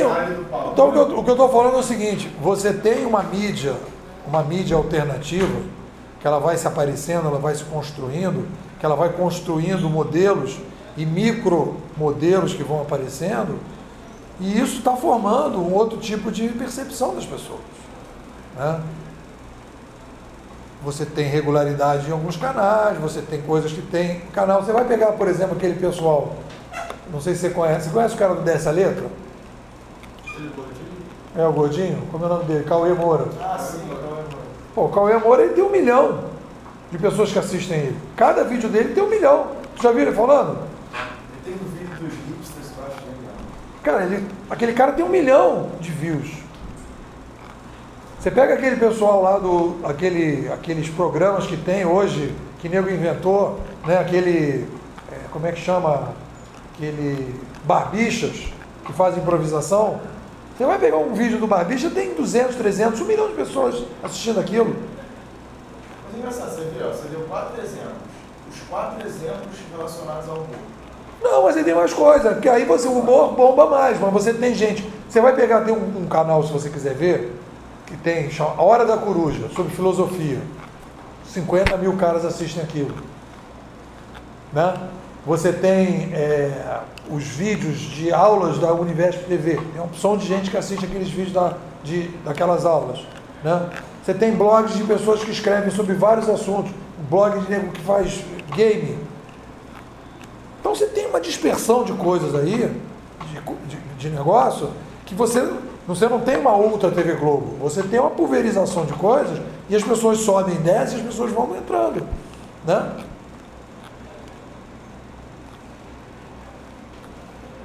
Então eu não concordo com vocês dizendo que as coisas voltaram e as pessoas controlaram as manifestações. Eu não acho que isso aconteceu. Eu acho que as pessoas foram para a rua, as pessoas deram o seu recado, as pessoas disseram que não querem mais isso, as pessoas estão insatisfeitas e isso está se refletindo nessa eleição. Mas então por que houve o aumento da passagem e não houve... Você está pegando um detalhe, que eu acho que aí aconteceu. Não há um direcionamento político. Os jovens da Espanha aconteceu a mesma coisa. E nós temos uma presidente que está, uma candidata que está crescendo, que é a Marina, né? E uma das propostas delas é o quê? É a catraca livre. Ela falou, a minha presidência, ela falou isso, vai ter, não vai pagar passagem, tudo mais. Ou seja, o pessoal que está... nada disso. Piada da... Talvez o pessoal que fez parte da manifestação esteja se identificando com ela e ela possa ganhar e... Não, o que eu estou falando é o seguinte, não é um movimento uniforme. Não é um método uniforme. Ele vai e volta. Tem um movimento de ida, tem um movimento de volta. Ele vai... Então não é uma coisa assim, a gente agora vai só para frente e vai avançando. Tem um período de hiato. Por exemplo, o próprio Lutero, quando começou a ser repreendido, foi um momento que, tipo, meio que cessou por um instante, mas depois voltou. Até ele mesmo parou. A questão é que teve um período, depois os caras foram chamados, aí os caras voltaram, e aí não sei mais o que, e foram para frente. São tentativas, algumas que não dão em nada, algumas que não dão em nada em termos de sucesso imediato. Você vai pegar o Egito, os caras foram para a rua, aí depois saiu um ditador, apareceram outro, aí a coisa voltou para... Mas aí volta para a rua, esse é o ponto. Voltaram para trás. Isso na Europa idem, na Argentina idem. E vai acontecer isso. Vai acontecer isso. E aqui não, aqui começou sem... Não, o nego foi para a rua e parou. Na Espanha parou também. Nos Estados Unidos o pessoal foi dos 99% e parou. O pessoal deu um recado e voltou. Mas não voltou para o mesmo ponto. É isso que eu quero falar para você. Você acha que no Brasil o pessoal voltou para o mesmo ponto? Não voltou. As pessoas disseram, olha, a gente não está satisfeito. Você pode estar, tudo bem, vocês estão falando aí, mas nós não estamos satisfeitos. Caiu o Cabral. Caiu o Cabral também. O Cabral caiu. Saiu, não dava mais para ele, botou pressão. Quer dizer, eu acho que você tem movimento. O que eu quero dizer é o seguinte: não há essa possibilidade, Gabriel, de você achar que isso aqui vai ser um negócio assim. Vai, volta, vai, volta, vai, volta. Foi isso que aconteceu aqui. Mas você acha que esses 500 anos de controle não pode fazer com que se submeta a sociedade ao controle dessa mudança? Eu acho que você pode ter aqui maior do que era. Você pode ter aqui um momento depois de concentração de novo. Se a gente se repetir aqui, depois eu tenho um processo de concentração. O que eu estou dizendo para você, e aqui claro que isso aqui vai ser assim, ó, não vai ser uma reta para cima, vai ser assim. Mas a partir do momento que as pessoas têm poder de mídia, você não consegue botar de novo a pasta de dente para dentro. Não consegue. Tirou a pasta de dente, não volta para baixo.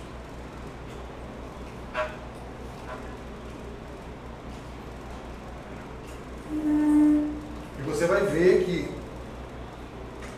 essas manifestações e esses movimentos todos vão dando uma necessidade das pessoas quererem coisas diferentes. Aí pinta um aplicativo, todo mundo quer usar, todo mundo quer mexer, todo mundo quer não sei o quê, todo mundo não sei o quê. As pessoas estão conversando o tempo todo. Para pensar há 20 anos atrás, há 10 anos atrás, para um dia de hoje. Pega o final da Copa do Mundo, quando o Brasil perdeu de 7-1. O Brasil inteiro foi para as mídias sociais. Chegou em determinado momento e gente, vamos sacanear a seleção? Vamos. Aí começou todo mundo a sacanear a seleção. No dia seguinte, estava todo mundo, perdendo daí. Não é uma coisa do outro mundo. Imagina se fosse uma época que só tinha televisão. Todo mundo ia ficar numa força, não sei o quê. Até digerir aquilo tudo, ia demorar muito mais tempo. Foi muito rápida a digestão. Entendeu? Então, eu acho que você tem que entender que a gente hoje, o poder que a gente tem hoje de incorporar coisas, absorver coisas e preencher.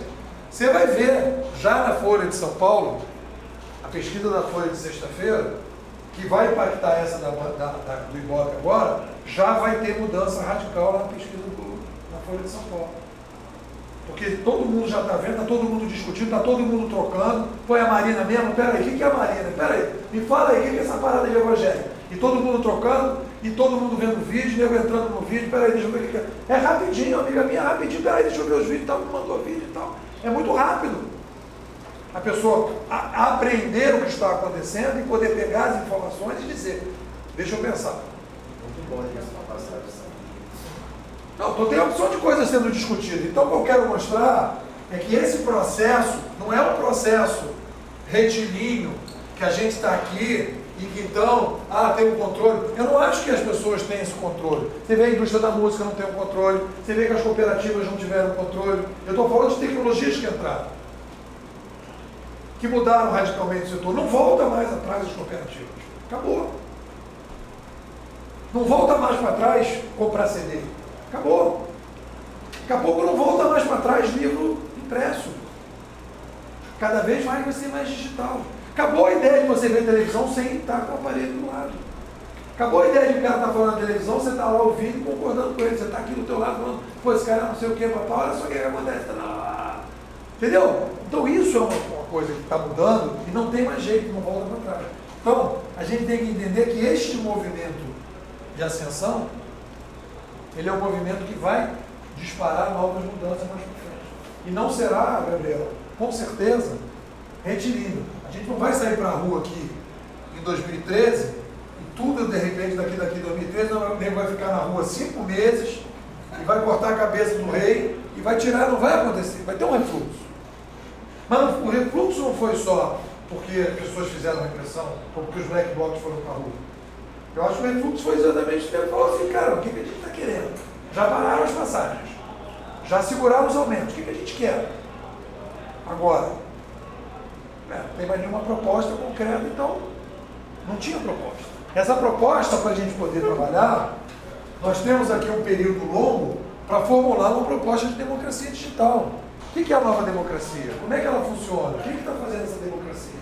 Como é que você elege um deputado? Como é que você acompanha um deputado? Como é que você faz uma nova lei? O que é essa democracia de alta intensidade que você falou? O que é uma democracia digital? O que é uma república digital? Quem está fazendo isso no mundo? Quais são as experiências que estão acontecendo? Os caras vão começando a formular.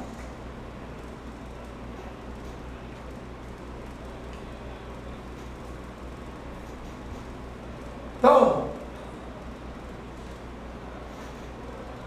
a base do que a gente começou a discutir hoje, essa é a base que eu quero mostrar para vocês. Nós estamos entrando numa fase de desintoxicação. Essa fase de desintoxicação vão aparecer luteros questionando os modelos. Esses luteros que vão questionar o modelo vão começar a formular propostas de mudanças sociais, políticas e econômicas. Vão criar novos modelos de negócio. E dependendo da situação da empresa que vocês forem trabalhar, essa empresa que vocês vão trabalhar pode sofrer mudanças radicais, porque você tem que dizer que o quadro é disruptivo, você tem que entender que o quadro é disruptivo. E aí a gente vai começar a poder trabalhar e entrar em outro nível. Esse é o primeiro nível. Esse aqui é o nível, é a primeira fase da gente perceber. Aí a gente vai entrar numa discussão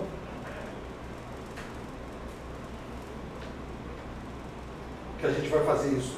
Na quinta-feira, nós vamos começar a discutir por que essas coisas mudam e um conceito que eu desenvolvi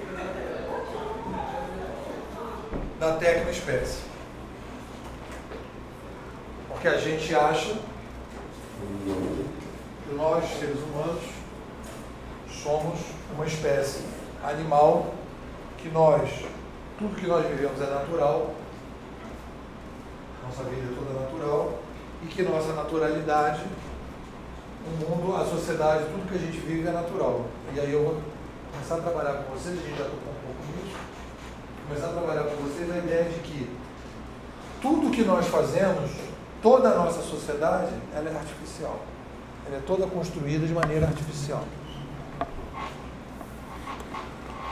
Nós não vivemos numa ecologia, nós vivemos numa tecnoecologia. E quando você muda determinadas tecnologias, você muda toda a espécie. Então eu vou mais fundo ainda, Gabriel. Eu vou dizer que quando a gente começa a introduzir essas novas tecnologias cognitivas, há mudanças da plástica cerebral. Há mudanças dentro do nosso cérebro, que independem da gente. E essas mudanças que a gente tem no nosso cérebro, elas começam a provocar mudanças na maneira da gente sentir o mundo e perceber o mundo. Essa é a discussão da Escola de Toronto. Você vai, por exemplo, num aeroporto. Vai encontrar uma pessoa que você não vê há muito tempo. Aí seu coração começa a bater mais forte. Você tem controle sobre o teu coração? Manda parar de bater? Tem, Inês? Por que não tem? Hein? É involuntário. Então tem coisas do nosso corpo que a gente não controla. Se você se machucar, cortar sua pele, o corpo, independente de você, o que ele vai fazer? Ele vai jogar para aquele pedaço que se machucou para evitar que entrem bactérias. Então ele vai criar uma inflamação ali para se proteger. Começa uma briga ali. Né? Então você tem que limpar direitinho, etc. para evitar ficar inflamado. Mas existem os anticorpos que vão atuar ali para evitar que entre uma infecção. Você tem controle disso? Não tem. Então, o que a Escola de Toronto vai dizer? Isso tem a ver com o nosso processo de estratégia. O que a Escola de Toronto vai dizer? A Escola de Toronto, ela é uma escola que estuda comunicação e rupturas da comunicação. Então ela vai dizer o seguinte: quando você introduz uma nova mídia na sociedade,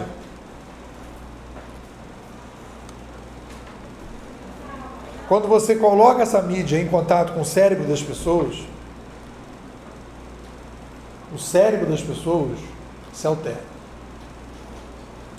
Você não tem controle sobre isso.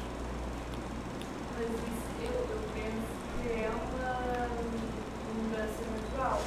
Nós, seres biológicos, por exemplo, agora passando para um exemplo um bocadinho mais comum, tem-se vindo a estudar, por exemplo, o caso da dentição humana, e os seres humanos, as pessoas mais novas, já nascem, já tem muita gente que até já nasce sem dentes nocivos. Isso é uma espécie, é uma evolução da nossa espécie. Então, tudo faz sentido que nós, através dos nossos processos sociais, também vamos mudando o cérebro e as formas como nós interagimos também com o outro. Não? E a forma também como começamos a perceber o que está à nossa volta. O que eles estão falando, isso aí que você está citando, são mudanças que acontecem da espécie. O que eles estão colocando que eles sugerem é que quando você muda a mídia, existem mudanças que vão começando a acontecer na sua plástica cerebral. Você entra num processo de mutação do seu cérebro. Tem um cara que fala sobre isso, que é o McLuhan, que é o mais conhecido da Escola de Toronto, que ele diz o seguinte: ele tem uma frase pequenininha que chama: o meio é a mensagem. Então qual é a teoria dele? Independente do canal que você vê a televisão está fazendo a sua cabeça. Porque o momento que você senta para ver televisão, o seu cérebro se adapta para aquela mídia e ele começa a se preparar para se relacionar com aquela mídia. Independente de você. Ele não pede permissão. Isso é imperceptível. Você não percebe. É como se fosse o coração batendo no aeroporto. É involuntário. Então essa mudança de mídia faz uma mudança da plástica cerebral, e essa plástica cerebral, ela altera alguma coisa dentro do cérebro das pessoas. O fato da velocidade da internet talvez também deixe nosso sentimento as coisas do dia. Por exemplo, alguém morreu, catástrofe, sei lá onde, sabe, fica um dia no topo do Globo.com, amanhã já era, amanhã já passou, ninguém mais fala. No mesmo dia já passou, entendeu? Então acho que isso pode ser verdade, a gente está ficando mais frio, a gente está pegando as coisas, sabe? A coisa tem um dia de duração, acabou, amanhã já bastou. A própria relação entre as pessoas, eu acho, hoje em dia, um oi no WhatsApp já basta para um mês. Um oi no WhatsApp já posso ficar um mês. Você não falou, hoje ninguém fala isso, se fulano, pô, meu irmão, deletei, assim, você se resolveu numa tecla, né? Quantas pessoas você conhece hoje em dia que você tem sua rede de relacionamento é muito maior do que antigamente? Mas pessoas que você artificialmente está sempre junto. Você tem 300 amigos, vai ser só amigo. Para quando você liga, para quando você liga. Você não tem um contato. Então a gente vai começar a trabalhar com a ideia da mudança na plástica cerebral, para a gente entender que essa nova geração que está chegando, ela começa a ter mudanças na plástica cerebral e ela começa a ter reações diferentes. E isso é importantíssimo para a gente entender quem é esse novo consumidor e quem é esse novo cara que vai se votar. Não é mais o mesmo cara a cabeça dos nossos avós, nem a cabeça dos nossos pais, e talvez nem a nossa própria cabeça.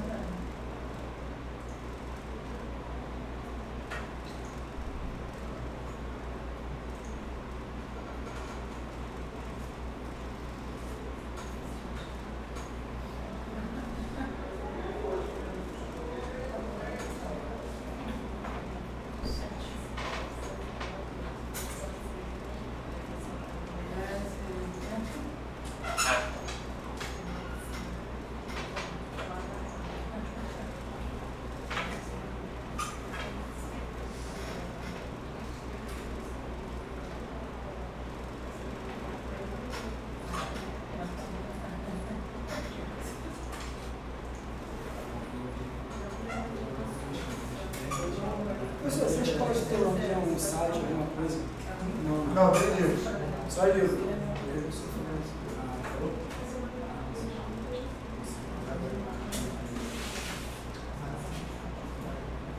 Vamos lá. Hoje eu vou pular. Deixar vocês bem nervosos.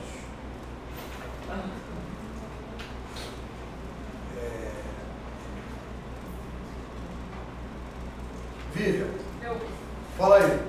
Como é que foi a aula de hoje?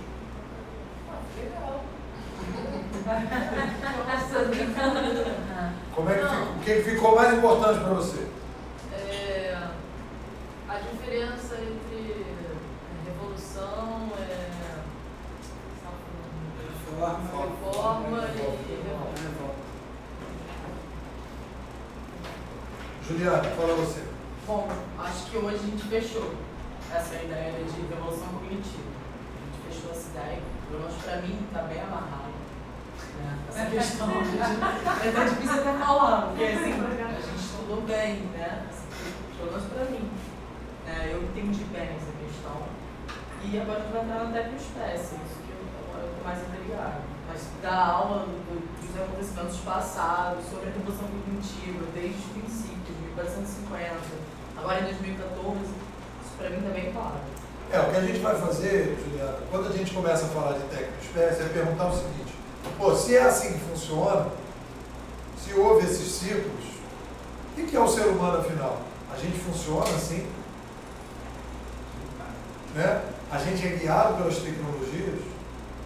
Quer dizer, a tecnologia muda tanto a sociedade, porque todo mundo diz a história muda por causa da luta de classe, a história muda por causa da economia, a história muda por causa das mudanças políticas. E eu estou dizendo para vocês, a história muda por causa das revoluções cognitivas. Vou postar um vídeo no nosso grupo de um cara falando exatamente isso.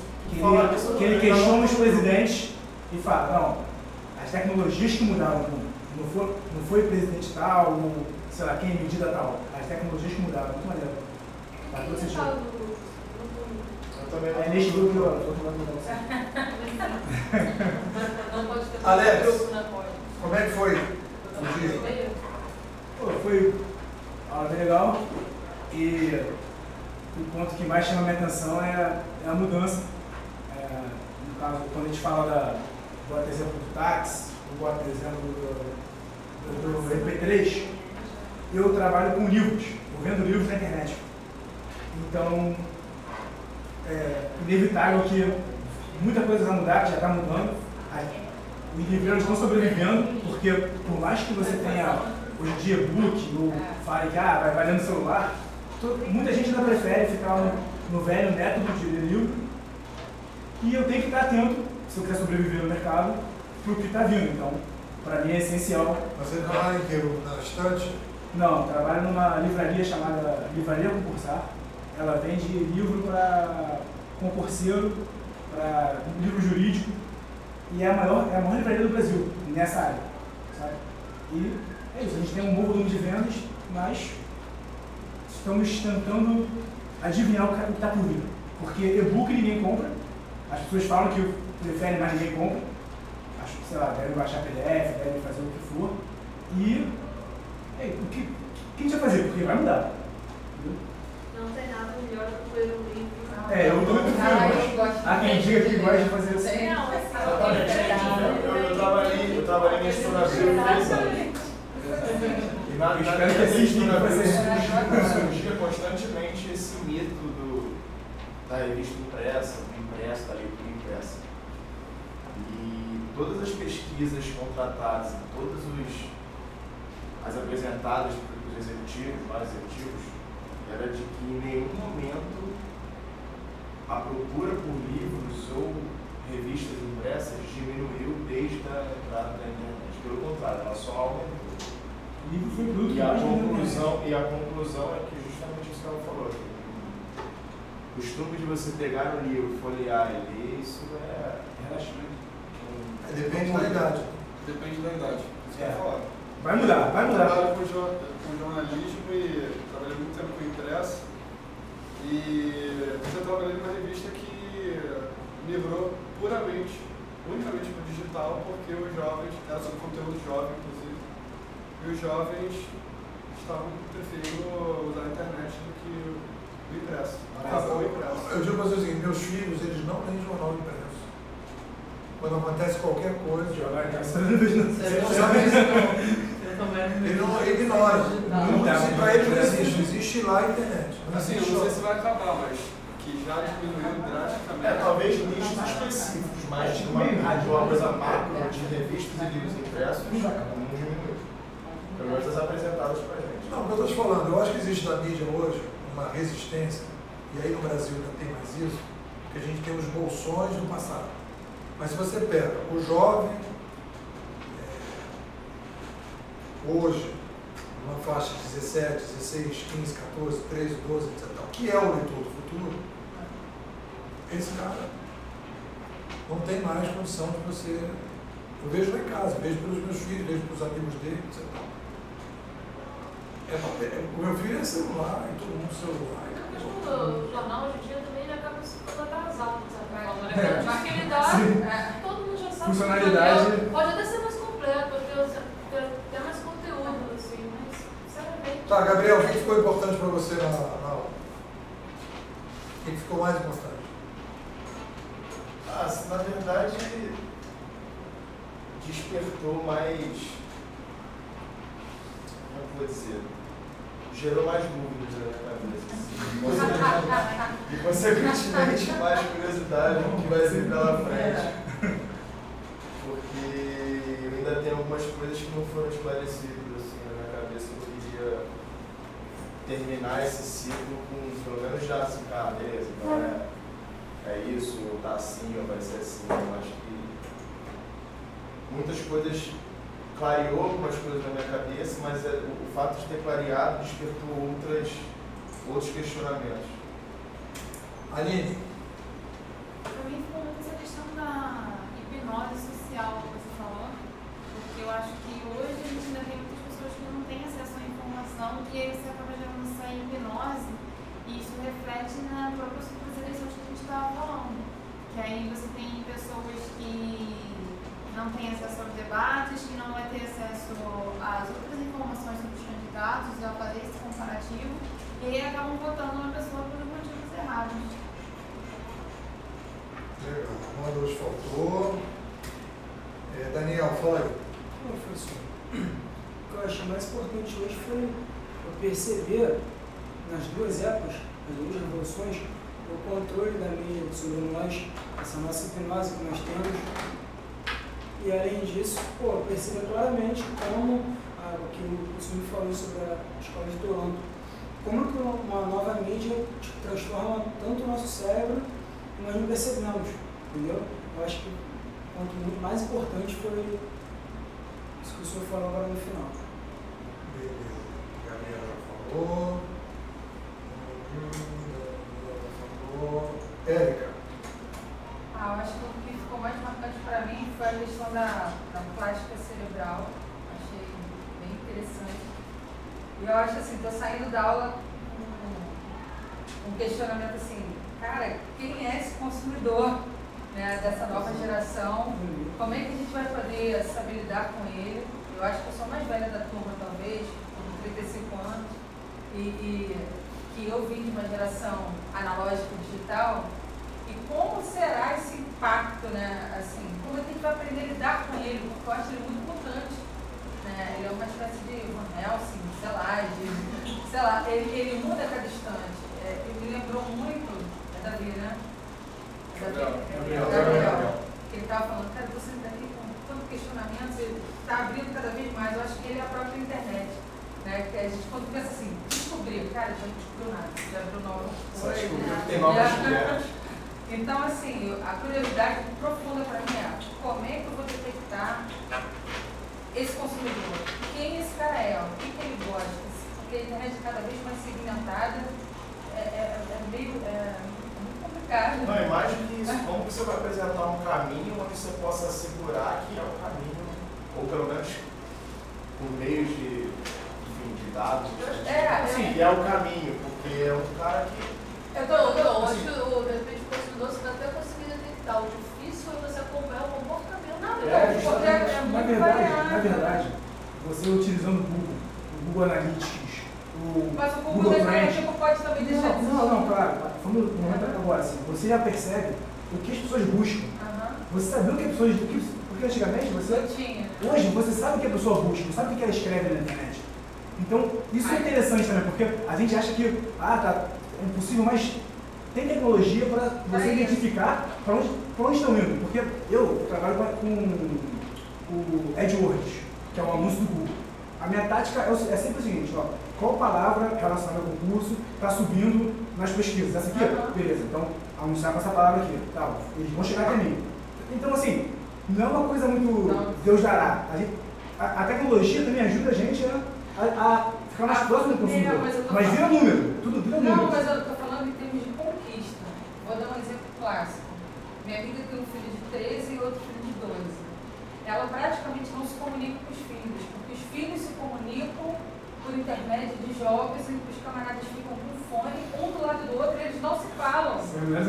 É assim, olha só, não sei o que, eles se xingam online, eles conversam online e ficam, caraca, Alice, caramba, que bizarro, eles não interagem. Mas a gente tem isso hoje, tipo, você vê uma roda de amigos, tá todo mundo no celular.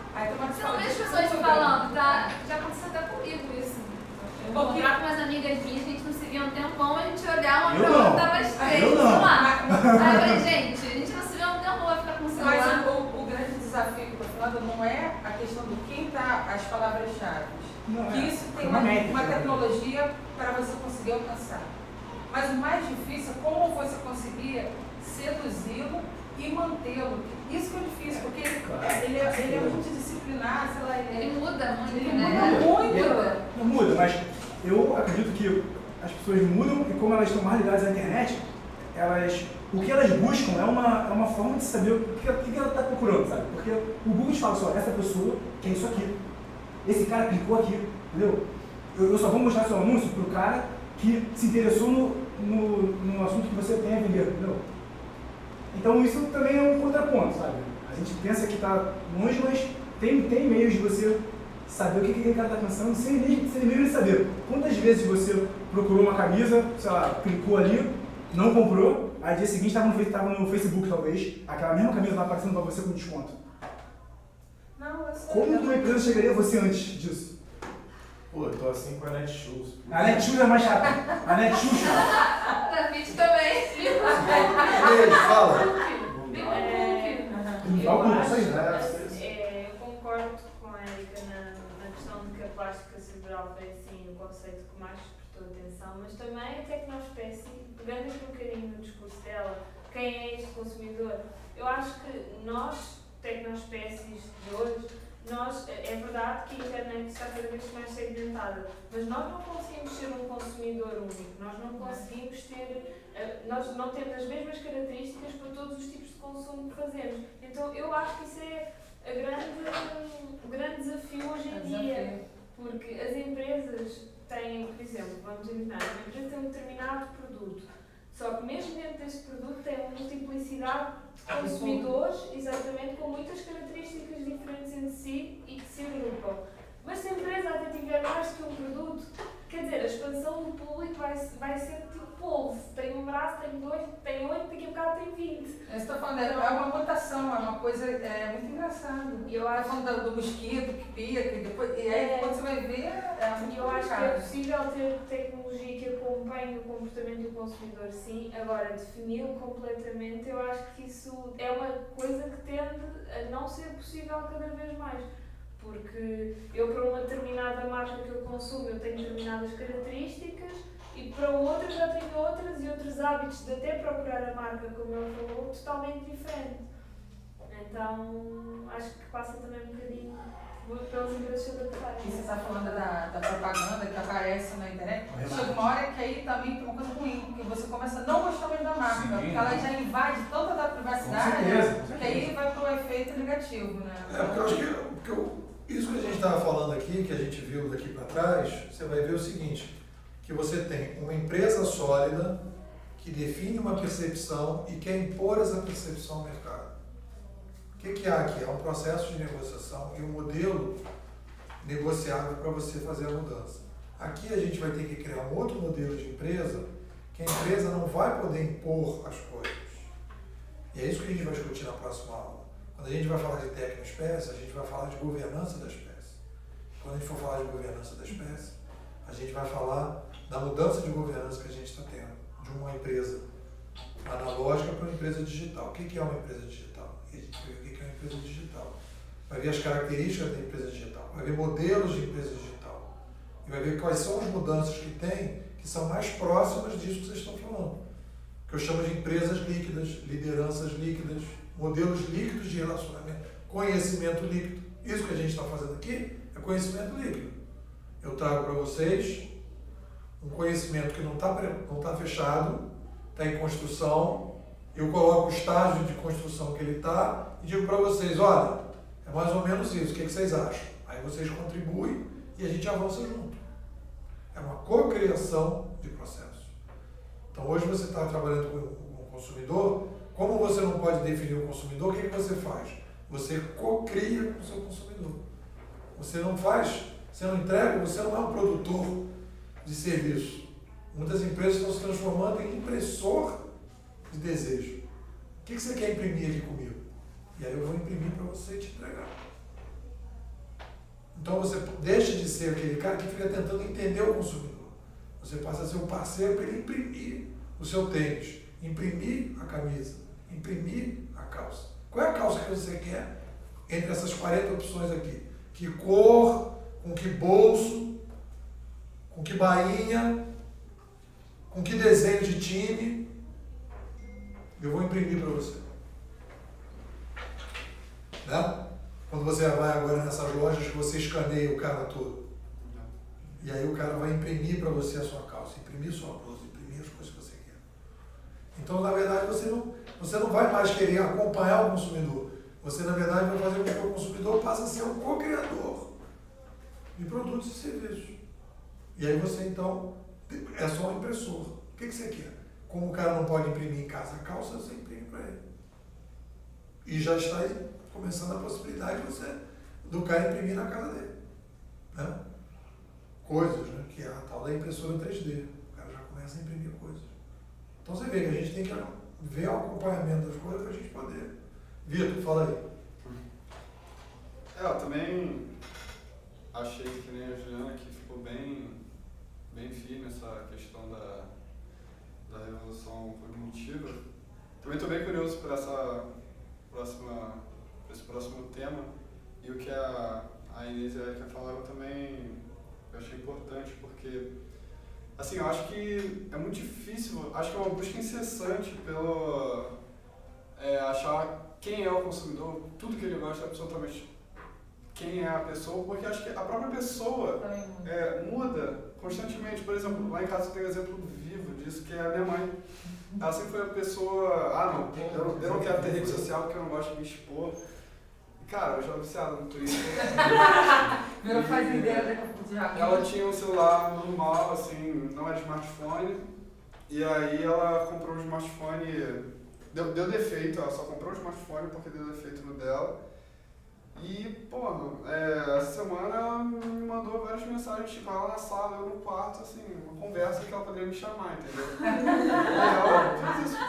E é engraçado isso, porque um amigo da família uma vez chegou pra mim e falou: é incrível como a nova geração tá lidando com a tecnologia, que ele tem um filho de 2 anos e ele tava brincando no iPad, ele deu o iPad dele pro filho brincar e tal, e aí uma hora eles estavam vendo televisão, o garotinho levantou e foi tocar na televisão pra ver o que fazia, não fazia nada.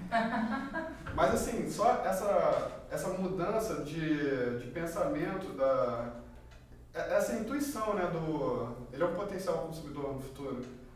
Como ele lida com o digital, com a tecnologia, já é uma coisa totalmente, por exemplo, quando eu nasci não tinha internet, então foi uma coisa que eu absorvi com o tempo. Ele já está crescendo com isso. E apesar de não existir ainda aquela interação na televisão dele, pelo menos, ele já espera que aquilo aconteça. Então acho que o mercado está sempre em busca disso. E falando rápido de uma coisa, que toda aula essa daqui eu penso, pô, mas o que eu vou poder inovar quando eu tiver a oportunidade? Numa empresa que, digamos, está sólida com os ideais, assim, já fixados, e ela já está naquele patamar de apenas administrar tudo que conquistou e não se reinventar. E sempre fico pensando nisso, e acho que foi a Erika que falou que falta vontade, falta coragem para as pessoas. E assim, eu acho que é isso que falta para a maioria das empresas, que é a vontade de arriscar. E durante a Copa do Mundo eu fui num evento gratuito da emissora NHK japonesa de televisão, que eles estão desenvolvendo a tecnologia 8K de resolução de imagens, que atualmente a gente tem 1K nas TVs Full HD e tal, de casa. E na Copa do Mundo agora a Sony estava divulgando nas publicidades da lateral do campo a televisão 4K que eles vão implantar agora no mercado e tal. E aí a NHK, a emissora perguntaram, pô, mas por que vocês não estão lançando o 8K? Aí eles, porque foi uma estratégia da empresa, a gente decidiu não investir no 4K, porque a gente já sabia que ia lançar a curto prazo, e a gente vai lançar logo o 8K, que é o máximo que a gente vai ficar no prejuízo nessa disputa, porque a gente não vai estar com 4K no mercado, mas em 2020, nas Olimpíadas de Tóquio, a gente vai lançar o 8K e a gente vai ser a única que vai ter isso. É uma visão bem japonesa, né? Eles arriscaram, eles vão ficar no prejuízo, mas eles estão pensando a um médio e longo prazo, o que a gente pode ganhar com isso? Que é arriscado. É arriscado. Pode ser que no meio tempo surgiu uma outra coisa e... Mas de repente também eles podem mudar de ideia e entrar no mercado 4K e se adaptar ao que deu certo ou não, se adaptar. O que eu acho que a gente tem que ver, a partir da avaliação de vocês, o que eu acho que tem que entender é o seguinte: qual é a importância desse nosso módulo? Esse nosso módulo, eu digo o seguinte, eu estou levando vocês para o alto da montanha. Não estou me preocupando agora de você entrar no detalhe de tal. Eu quero levar vocês para o alto da montanha para vocês poderem ter uma visão de 30 anos para frente, 40 anos para frente. Entendeu? Porque aí quando vocês tiverem essa visão de 40 anos para frente, com uma perspectiva de médio e longo prazo, vocês conseguem ver o horizonte lá na frente. Aí quando você chegar e tiver que ver uma coisa pequenininha, você fala, não, mas espera aí, eu estou vendo que tem uma mudança maior, essa mudança maior, vocês começam a ver que tem mudanças políticas que vão vir, mudanças econômicas, a gente agora vai começar a falar da tecnoespécie, e quando a gente for ver a tecnoespécie, a gente vai entender por que uma revolução cognitiva é capaz de fazer a mudança na sociedade. Isso é uma percepção. Vocês podem dizer, essa percepção é do Nepô, tudo bem, mas é uma percepção, não é a realidade. Mas é uma proposta de percepção que vai mostrar que a nossa espécie, ela sempre foi uma tecnoespécie, só que a gente não se dava conta disso. E quando a gente muda determinadas bases estruturais, que a gente viu na tecnologia cognitiva, centralizadora, descentralizadora, quando a gente vê que essas cognitivas estão, a gente vai começar a entender. Aí a gente vai começar a entender o conceito de governança da espécie e qual é a nova governança de espécie que está vindo. E aí a gente vai começar a consolidar e ver como algumas coisas estão acontecendo. Vai ver alguns cases e tal, e a gente vai começar a visualizar a coisa que está caminhando. Essa é a ideia. E depois a gente vai falar um pouco sobre